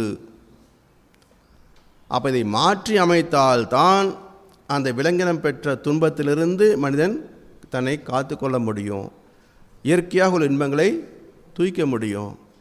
அப்போ அதுக்கு அதே இறைநிலை, அந்த தர்ம சம்ஸ்தாபனாத்தாய என்ற அறிவின் எழுச்சி தான் வாழ்கின்ற மக்களிலே யாருடைய சிந்தனை திறம் உயர்கின்றதோ அவர்கள் மூலமாக இந்த இறை சத்தியத்தையும் இயற்கை விதிகளையும் வெளிப்படுத்துகிறது. அப்போ அந்த மகான்களுடைய வார்த்தைகளை கேட்டு போதனைகளை கேட்டு தன்னுடைய தீய குணங்களை மாற்றியமைத்து நல்ல குணங்களை ஸ்திரப்படுத்தி கொண்டால் மனிதன் நோயில்லாமல், குழப்பமில்லாமல், வறுமை இல்லாமல், யுத்தங்கள் இல்லாமல் நிறைவாக பாதுகாப்பாக வளமாக வாழ முடியும். இதுதான் உலக சமாதானம். அப்போ இதை சொல்ல வந்த மகான்கள் என்ன பண்ணினாங்க அப்படின்னா, உண்மையை உள்ளவாறு சொல்லியிருந்தாலும் கூட மக்களுக்கு புரிந்து கொள்ளக்கூடிய வகையிலையும் சொல்ல வேண்டும் அப்படின்னு சிந்தித்த பொழுது எப்படி சொல்ல முடியும்? இன்றைக்கு இவ்வளவு சயின்ஸ் அண்ட் டெக்னாலஜி உயர்ந்து நிற்கின்ற அந்த காலத்திலேயே சுத்தவழியை பற்றி நம்ம பேச முடியல, அதை புரிந்து கொள்ளக்கூடிய திறம் நம்ம இடத்துல இல்லைன்ற போது பாமர மனிதனிடத்தில் எப்படி இதை சொல்லப்படியாக முடியும்? எனவே எல்லா ஜீவராசிகளுக்கும் அடிப்படையில் உள்ள உணர்வு குணங்கள் என்னன்னு பார்த்தீங்கன்னா, ஒரு ஜீவன் இன்னொரு ஜீவனை கொல்லுகின்ற போது இரண்டு ஜீவனுக்கு இடையில் நடக்கின்ற உணர்ச்சி போராட்டம் என்னென்னு பாருங்கள். ஒன்று தன் பசிக்காக இன்னொன்றை கொல்ல துணிகிறது, அந்த ஜீவனோ தன் வாழ்க்கைக்காக போராடுகின்றது. அப்போ இதனுடைய வேகம் கோபமாகவும் அதனுடைய உணர்வு பயமாக மாறுகிறது. அப்போ இந்த கோபத்திற்கு மூலம் என்ன? தான் வாழ வேண்டும் என்ற ஆசை ரெண்டில் இருக்குது. எனவே ஆசை பயம் என்ற இரண்டு குணங்கள் எல்லா ஜீவன்களுக்கும் அடிப்படையானவை. அந்த இரண்டு குணங்களை மையப்படுத்தி நீ தர்மத்தின்படி வாழ்ந்தால் உனக்கு சொர்க்கலோகத்தில் இடம் கிடைக்கும். இப்போ அந்த சொர்க்கம் கூட பார்த்தா பெரும்பாலும் ஆண்களுக்கு சொன்ன மாதிரி தான் தெரியுது. ஏன்னா சொர்க்கத்துக்கு போனால் பட்டுப்புடவை கிடைக்குன்னு சொல்லலை, என்ன அங்கே ஜுவல்லரி கடை இருக்குன்னு சொல்லலை. என்ன சொன்னாங்க? ரம்பா, ஊர்வசி, மேனகை, திலோத்தமை. இது யாருக்கு வேணும்? பெண்களுக்காக வேணும். சரி, அப்புறம் அந்த சோமபானம் இருக்குதே, நாம் போடுற காக்டெயில் விட அது சூப்பராக இருக்குமாம்மா, அது யாருக்கு வேணும்? இப்போ தான் பெண்கள் குடிக்கிறாங்களே தவிர. அதான் இப்போ சமீபத்தில் போட்டிருந்தாங்க தம் பெண்கள் அப்படின்னு. இன்னும் அடுத்து சியர்ஸ் பெண்கள் போடுவான் இல்லைங்களா? அப்போ காரணம் என்ன? அதுக்கும் காரணம் இருக்குது. வெளியுலகத்தில் போகிற போது பெறுகின்ற அனுபவங்கள், அதில் தர்மத்தை தவறக்கூடிய வாய்ப்புகள் அதிகம் என்பதனால் ஆண்களுக்கு முக்கியமாக அது சொன்னாங்க. சரி, பயம் என்ன பண்ணணும்? நீ அதர்மத்தின்படி வாழ்ந்து விட்டால் இன்னொரு இடம் இருக்குது, பனிஷ்மெண்ட் ஏரியா, அது நரகம். அப்போ தெரியுது, ஒரு துளி எண்ணெய் தெரித்து கையில் பட்டால் எவ்வளோ எரிச்சல் வருதுன்னு நமக்கே தெரியுது. நம்மளையே தூக்கி சிக்கன் 65 போட்டால் எதுக்கடா வம்பு பயந்துக்கிறோம். அப்போ மனிதனுடைய பற்றாக்குறை அறிவை பயன்படுத்தி ஆசை காட்டியும் அச்சுறுத்தியும் சொர்க்கம் நரகம் என்று கற்பனைகளை சிருஷ்டித்து அதை போதித்து இப்படி வாழ வேண்டும் என்று நெறிப்படுத்தினார்கள். அதை நம்பி வாழ்ந்த வரைக்கும் தர்மம் காப்பாற்றப்பட்டது. இது கற்பனை தான் என்றாலும் நம்பி வாழ்ந்த வரைக்கும் சமுதாயத்தில் தர்மம் காப்பாற்றப்பட்டது. ஆனால் இன்றைக்கு சொர்க்கத்தை பற்றிய ஆசையும் இல்லை, நரகத்தை பற்றிய பயமும் இல்லை, ரெண்டையும் பற்றிய நம்பிக்கையும் இல்லை. அப்போ என்ன ஆகுதுங்க? கொள்ளையடிப்பது வல்லமை காட்டும், திருட்டு உலக மடானார். அதெல்லாம் அப்புறம் போய் பார்த்துக்கலாம், இப்போ அடி கொள்ளை நல்லா இரு, அப்புறம் பார்த்துக்கலாம் மற்றதுலான்றோம். இப்போ எந்த தத்துவம் எடுபடியாகும் கிட்ட? எதுவும் எடுபடியாகாது. ஆனால் ஒன்று எடுபடியாகும், என்னன்னா தெய்வம் நின்று கொள்ளும். கர்ம பலன் எதுவும் வீண் போவதில்லை. Characterisation can never be erased. Science prove பண்ண தத்துவம். Characterisation can never be erased. எந்த தன்மாற்றமும் அழிக்க முடியாது. அது எப்படின்றது மாதிரி ஒரு உதாரணம் சொன்னாங்க. சுத்தமான தண்ணி இருக்குதுங்க,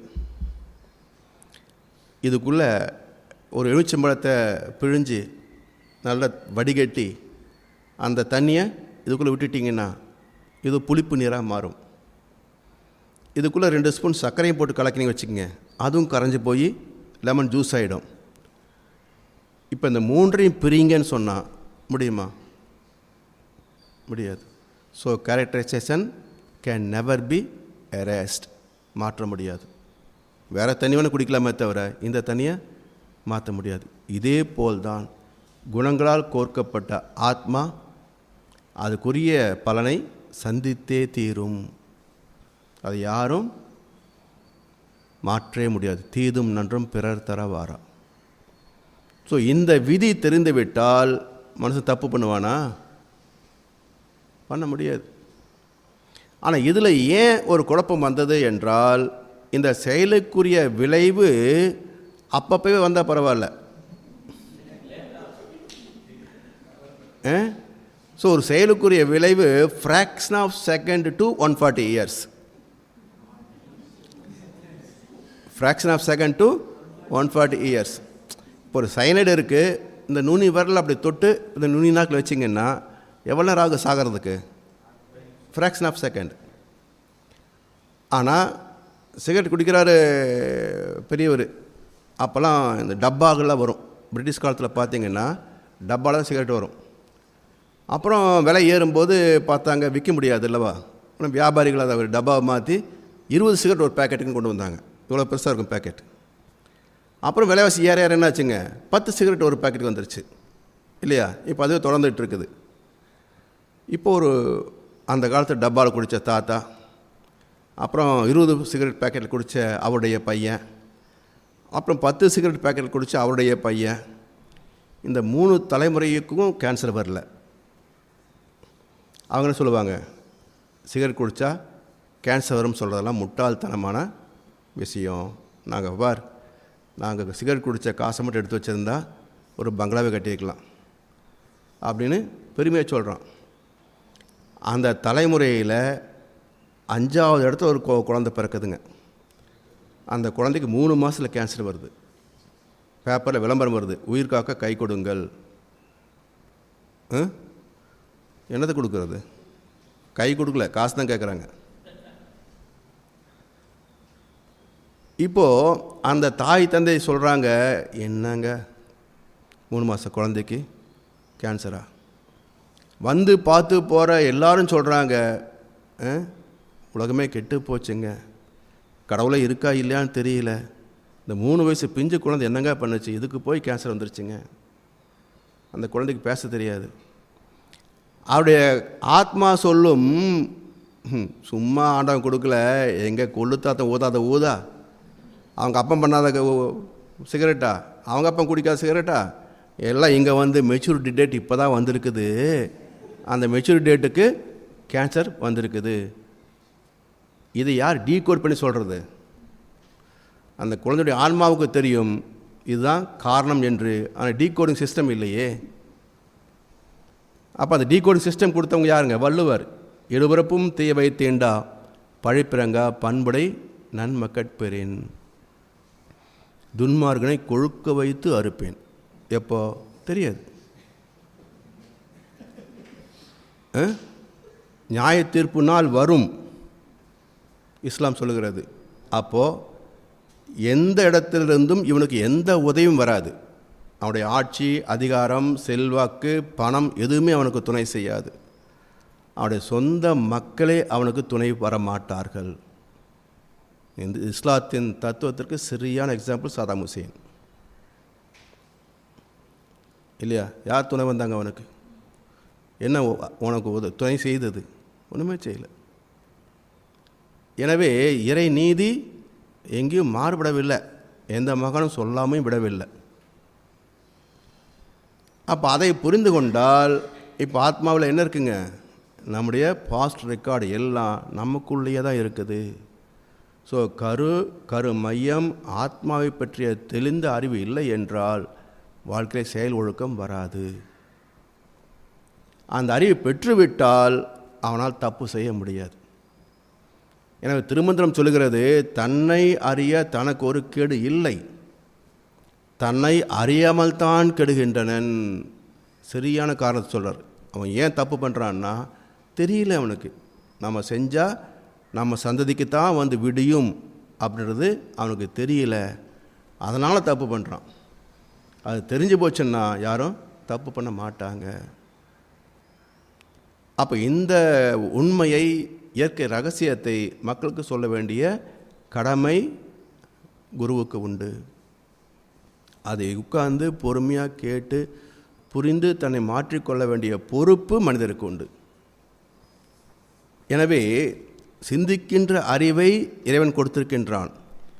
சிந்தனை தூண்டக்கூடிய மகான்களை அந்தந்த காலகட்டத்தில் அனுப்பி கொண்டே இருக்கின்றான். சிந்திக்க மாட்டேன்னு அடம்பிடிச்சா நட்டம் யாருக்கு? இல்லையா? ஸோ இன்றைய சமுதாயம் அடம் பிடிக்குது, எனக்கு அதெல்லாம் தேவையில்லைங்க, உங்களுக்கு வேணும் நீங்கள் போய் உட்காந்துக்குங்க. எங்கள் நம்பிக்கை ஏன் கெடுக்குறீங்க?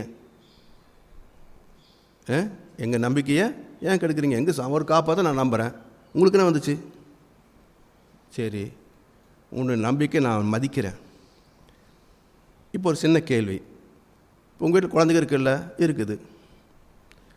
அதை ஸ்கூலுக்கு அனுப்புகிறீங்களா? ஆமாம், அனுப்பிட்டு இருக்கிறேன். அது படிக்குதா? மாட்டேங்குது. என்ன பண்ணுறீங்க? அடித்து படிக்க வைக்கிறேன். எதுக்கு? அது நல்லா இருக்கணுன்றதுக்காக. இப்போ அந்த குழந்தை சொல்லுது, நான் நல்லா பொழைச்சிக்குவேன் நம்புது, நீங்கள் கெடுக்குறீங்க. அது பயப்படுதா? நாளைக்கு படிக்காமல் போயிட்டா நான் கெட்டு போயிடும் பயப்படுதா? இல்லையே, அது நம்பிக்கை இருக்குது.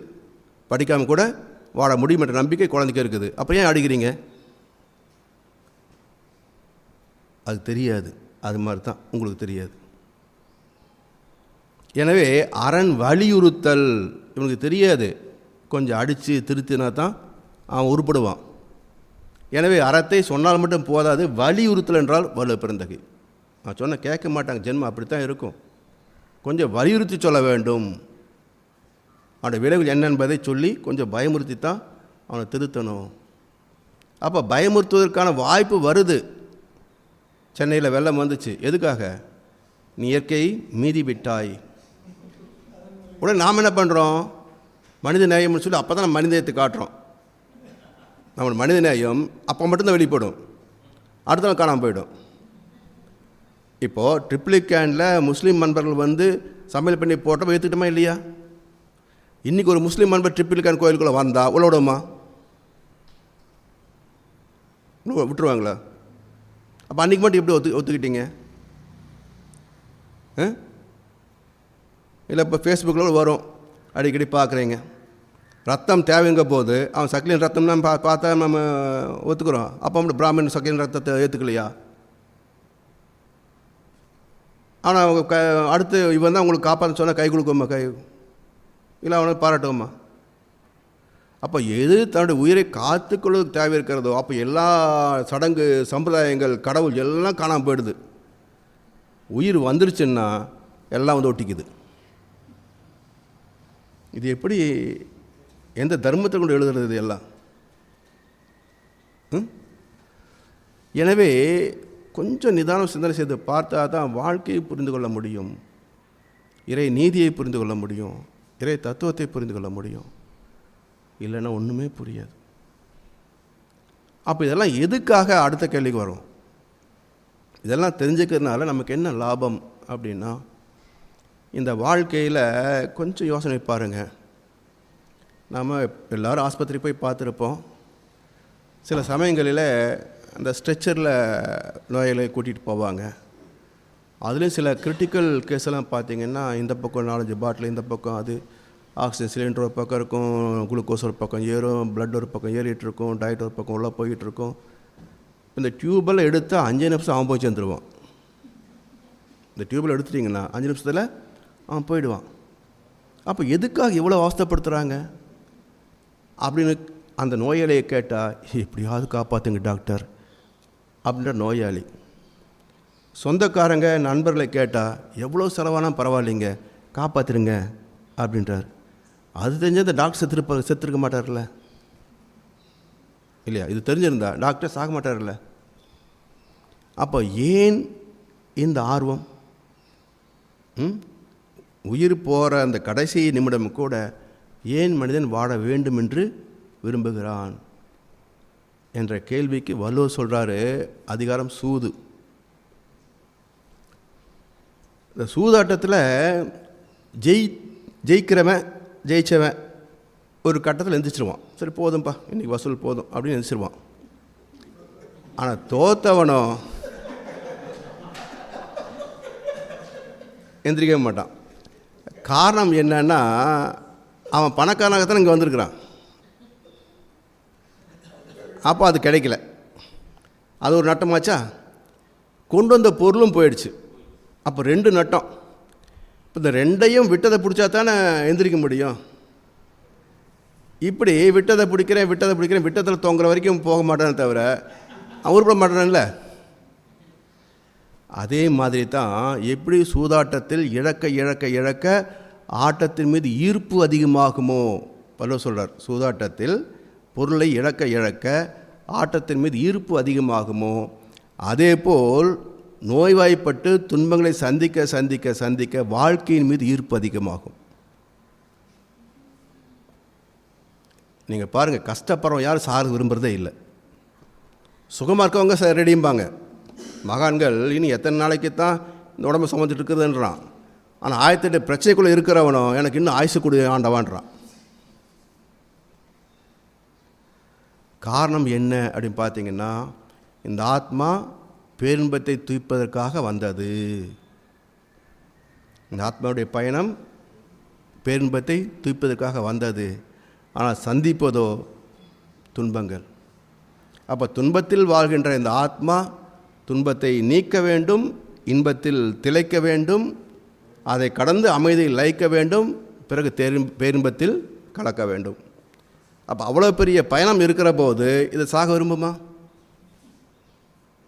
விரும்பாது. அதனால் துன்பப்பட்டவர்களே ஆசீர்வதிக்கப்பட்டவர்கள்.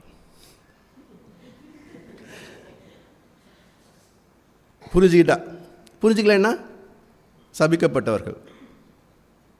ஆனால் யார் துன்பத்தை புரிந்து கொள்கிறார்களோ என்ன புரிஞ்சுக்கிறாங்க?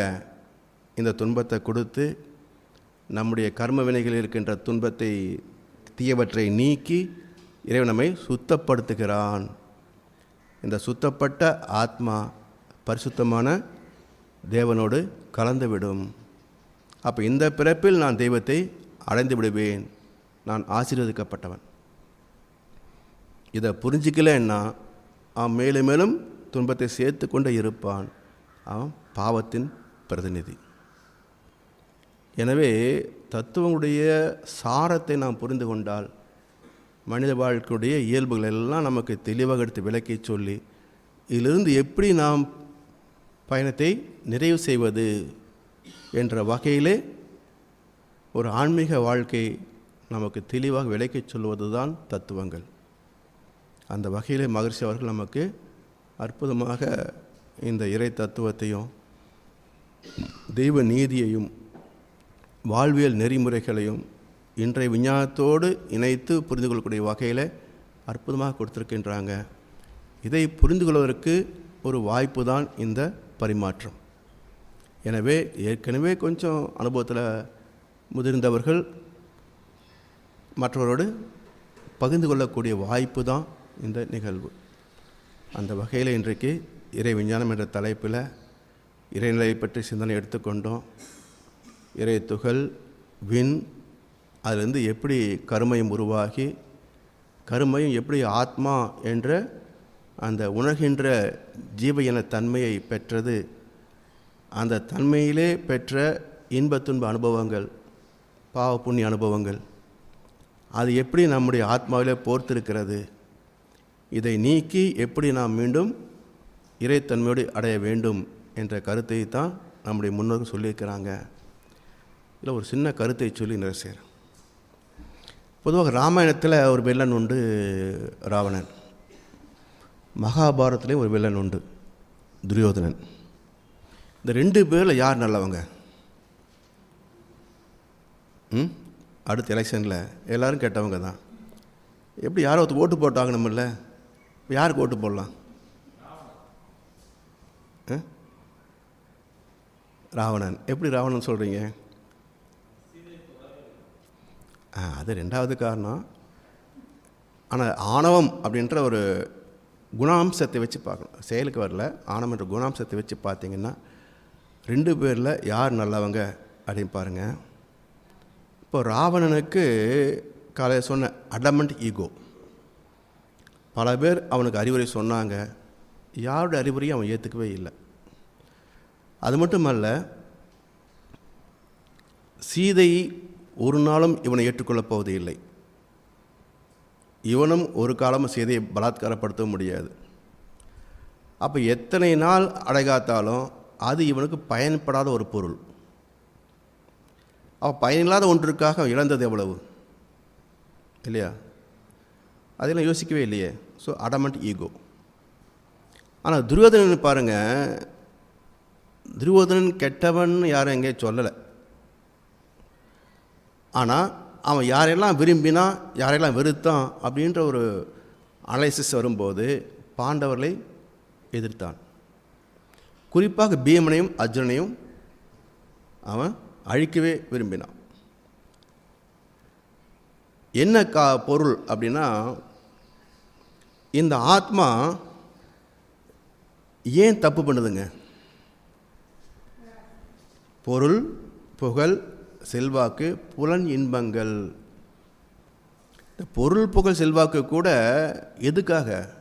அந்த புலன் இன்பங்களை அளவுக்கு அதிகமாக தூய்ப்பதற்காகத்தான். அப்போ ஒரு மனிதன், ஒரு ஜீவன் துன்பம் செய்வதற்கான காரணம் என்னன்னு பார்த்தீங்கன்னா புலன் இன்பங்கள். அந்த புலன்கள் 5: மெய், வாய், கண், மூக்கு, செவி. ஆக பாண்டவர்கள் என்பவர்கள் 5 இந்திரியங்கள். இந்த இந்திரியங்களே நம்மை துன்பம் செய்வதற்காக இழுத்து கொண்டு போகின்றன. அப்போ தர்மத்தின்படி வாழ வேண்டுமென்றால் இந்த இந்திரிய சுகங்களை நான் கொல்லணும், அழிக்கணும். எனவே அதை வெறுத்தான். அதில் கூட முக்கியமாக பாருங்கள், பீமன் அவன் வாயு புத்திரன். வாயு என்பது பிராணாயாமம், மூச்சு பயிற்சி, தியானம். இந்த அர்ஜுனன் இந்திரனுடைய பையன். இந்திரன் யாருங்க? புலன் இன்பங்களுக்கு அதிபதி, மனம். அப்போ மனதின் ஆசைகளை கொல்லணும். எனவே மற்ற பாண்டவர் 3 பேரை விட அவன் முக்கியமாக எதிர்த்தது தவம் வராமல் தடுக்கின்ற அந்த கைவசப்படாத அந்த வாயு, தன்னை ஆட்டி வைக்கக்கூடிய இந்திரியம், மனம். சரி, இது என்ன பண்ணுது அப்படின்னா, என்னதான் முயற்சி எடுத்து இந்த பதிவுகளை நீக்கிக்கிட்டு நான் இறைவனை அடையணும்னு போனாலும், காட்டானை மேலேறி கடைத்தெரு போகையிலே நாட்டார் நம்மை மறித்து நகைபுரிய பார்ப்பரென்றோ திரௌபதி சிரிச்சா. என்னை விட்டுட்டு போயிடுயா நீ? எங்களால் விட்டுட்டு போயிடுயா நீ அப்படின்னு துரியோதனை பார்த்து சிரிச்சா. இப்போ அவள் சிரிப்பை அடக்கணும்னா என்ன பண்ணி ஆகணும்? அந்த ஆத்மாவில் இருக்கின்ற துகிலாக போர்த்திருக்கின்ற கர்ம வினைகளை அறுக்கணும். அப்போது திரௌபதியை துகிலிருத்தால் தூய்மையான ஜீவாத்மாவை தரிசிக்கலாம். அப்போ திரௌபதி என்ற ஜீவாத்மா சஞ்சித பிராத கர்மா என்ற துணியால் பொருத்தப்பட்டிருக்கிறாள். அந்த ஆடையை நீக்கினால் ஆத்மாவை தரிசிக்கலாம். அதுக்கு என்ன பண்ணி ஆகணும்? துச்சாதனன் எல்லாத்தையும் ஒதுக்கணும். இது வேண்டாம் போ, இது வேண்டாம் போ, இது வேண்டாம் போ அப்படின்னு ஒதுக்கணும். ஒதுக்குறது யார்? மனசு. மனசு ஒதுக்கி ஒதுக்கி ஜெயிக்க முடியுமா? இதெல்லாம் பார்த்தான் கர்ணன். அப்படியே துரியோதனா, துச்சாதனா முடியாது. அதுக்கு என்ன பண்ணணும்? அவளை தூக்கி இடுப்பில் வை. ஆத்மாவை அறிய வேண்டும் என்றால் நீ இப்படி உரிச்சிக்கிட்டு இருந்தால் பத்தாது. என்ன பண்ணி ஆகணும்? தவமும் செய்தாகணும். அப்போ ஆத்மாவுக்கு இருப்பிடம் மூலாதாரம். இந்த மூலாதாரத்தில் மனதை வைத்தால் நீ இதையும் தெரிஞ்சுக்கலாம், பஞ்ச பாண்டவர்களையும் அழித்து விடலாம். எனவே இந்த அறிவை பெற வேண்டுமென்றால் அறிவின் குமாரன், சூரியன் குமாரன் கர்ணன், அவனை நட்பு பாராட்டினால்தான் அடைய முடியும் என்பதால் பாண்டவர்களையும் திரௌபதியும் வெறுத்த துரியோதனன் அறிவின் புத்திரனான கர்ணனை என்ன தொகை கொடுத்தாவது தனக்கு நட்பாக்கி கொண்டான். இப்படி போகுது மகாபாரதம். எனவே ராவணன் என்பவன் தன்னை திரித்து கொள்ள விரும்பாத ஆணவம், துரியோதனன் என்பவன் தன்னை திரித்து கொள்ள வேண்டும் என்று தவிக்கின்ற ஆணவம். அவனுடைய கொடியில் இருக்கின்ற சின்னம் பார்த்தீங்கன்னா பாம்பு சின்னம், குண்டலினி சக்தி. எனவே ரெண்டு பேரும் கெட்டவங்க தான். ஆனாலும் ஒன்று திருந்த விரும்பாத ஜென்மங்கள் ராவணன், இன்னொன்று நம்ம மாதிரி ஜென்மங்கள். திரும்பணும்னு விரும்புகிறோம், ஆனால் திருந்த முடிய மாட்டேங்குது. நம்ம எல்லாருமே துரியோதனன் தான். திருந்தன்னு ஆசைப்படுறோம், முடியலையே இன்னும். எனவே இதிகாசங்கள் சரியான கருத்துக்களை தான் போதிக்கின்றன. அதை எடுத்து சொல்கிறதுக்கு ஆள் இல்லை. ஸோ வேதத்திரிய ஃபார்முலா வச்சுக்கிட்டாக்கா எந்த இதிகாசத்தையும் டிரான்ஸ்லேட் பண்ண முடியும், வாழ்க்கைக்கு பயன்படுத்தி கொள்ள முடியும். அப்படிப்பட்ட ஒரு அற்புதமான குருவிடத்தில் வந்திருக்கின்றோம். இந்த பயிற்சிகளை நாம் முறையாக கற்று தொடர்ந்து செய்து நம்மை நாம் தரமாற்றம் பெற்றுக்கொண்டு நம்மோடு வாழ்கின்ற சக மக்களுக்கும் ஒரு எடுத்துக்காட்டாக வழிகாட்டியாக அமைய வேண்டும் என்று சொல்லி இந்த சிந்தனையை நிறைவு செய்கின்றோம். வாழ்கமுடன், வாழ்கமுடன், வாழ்கமுடன், வாழ்கமுடன், வாழ்கமுடன், வாழ்கமுடன், வாழ்கமுடன், வாழ்கமுடன், வாழ்கமுடன், வாழ்கமுடன், வாழ்கமுடன், வாழ்கமுடன்.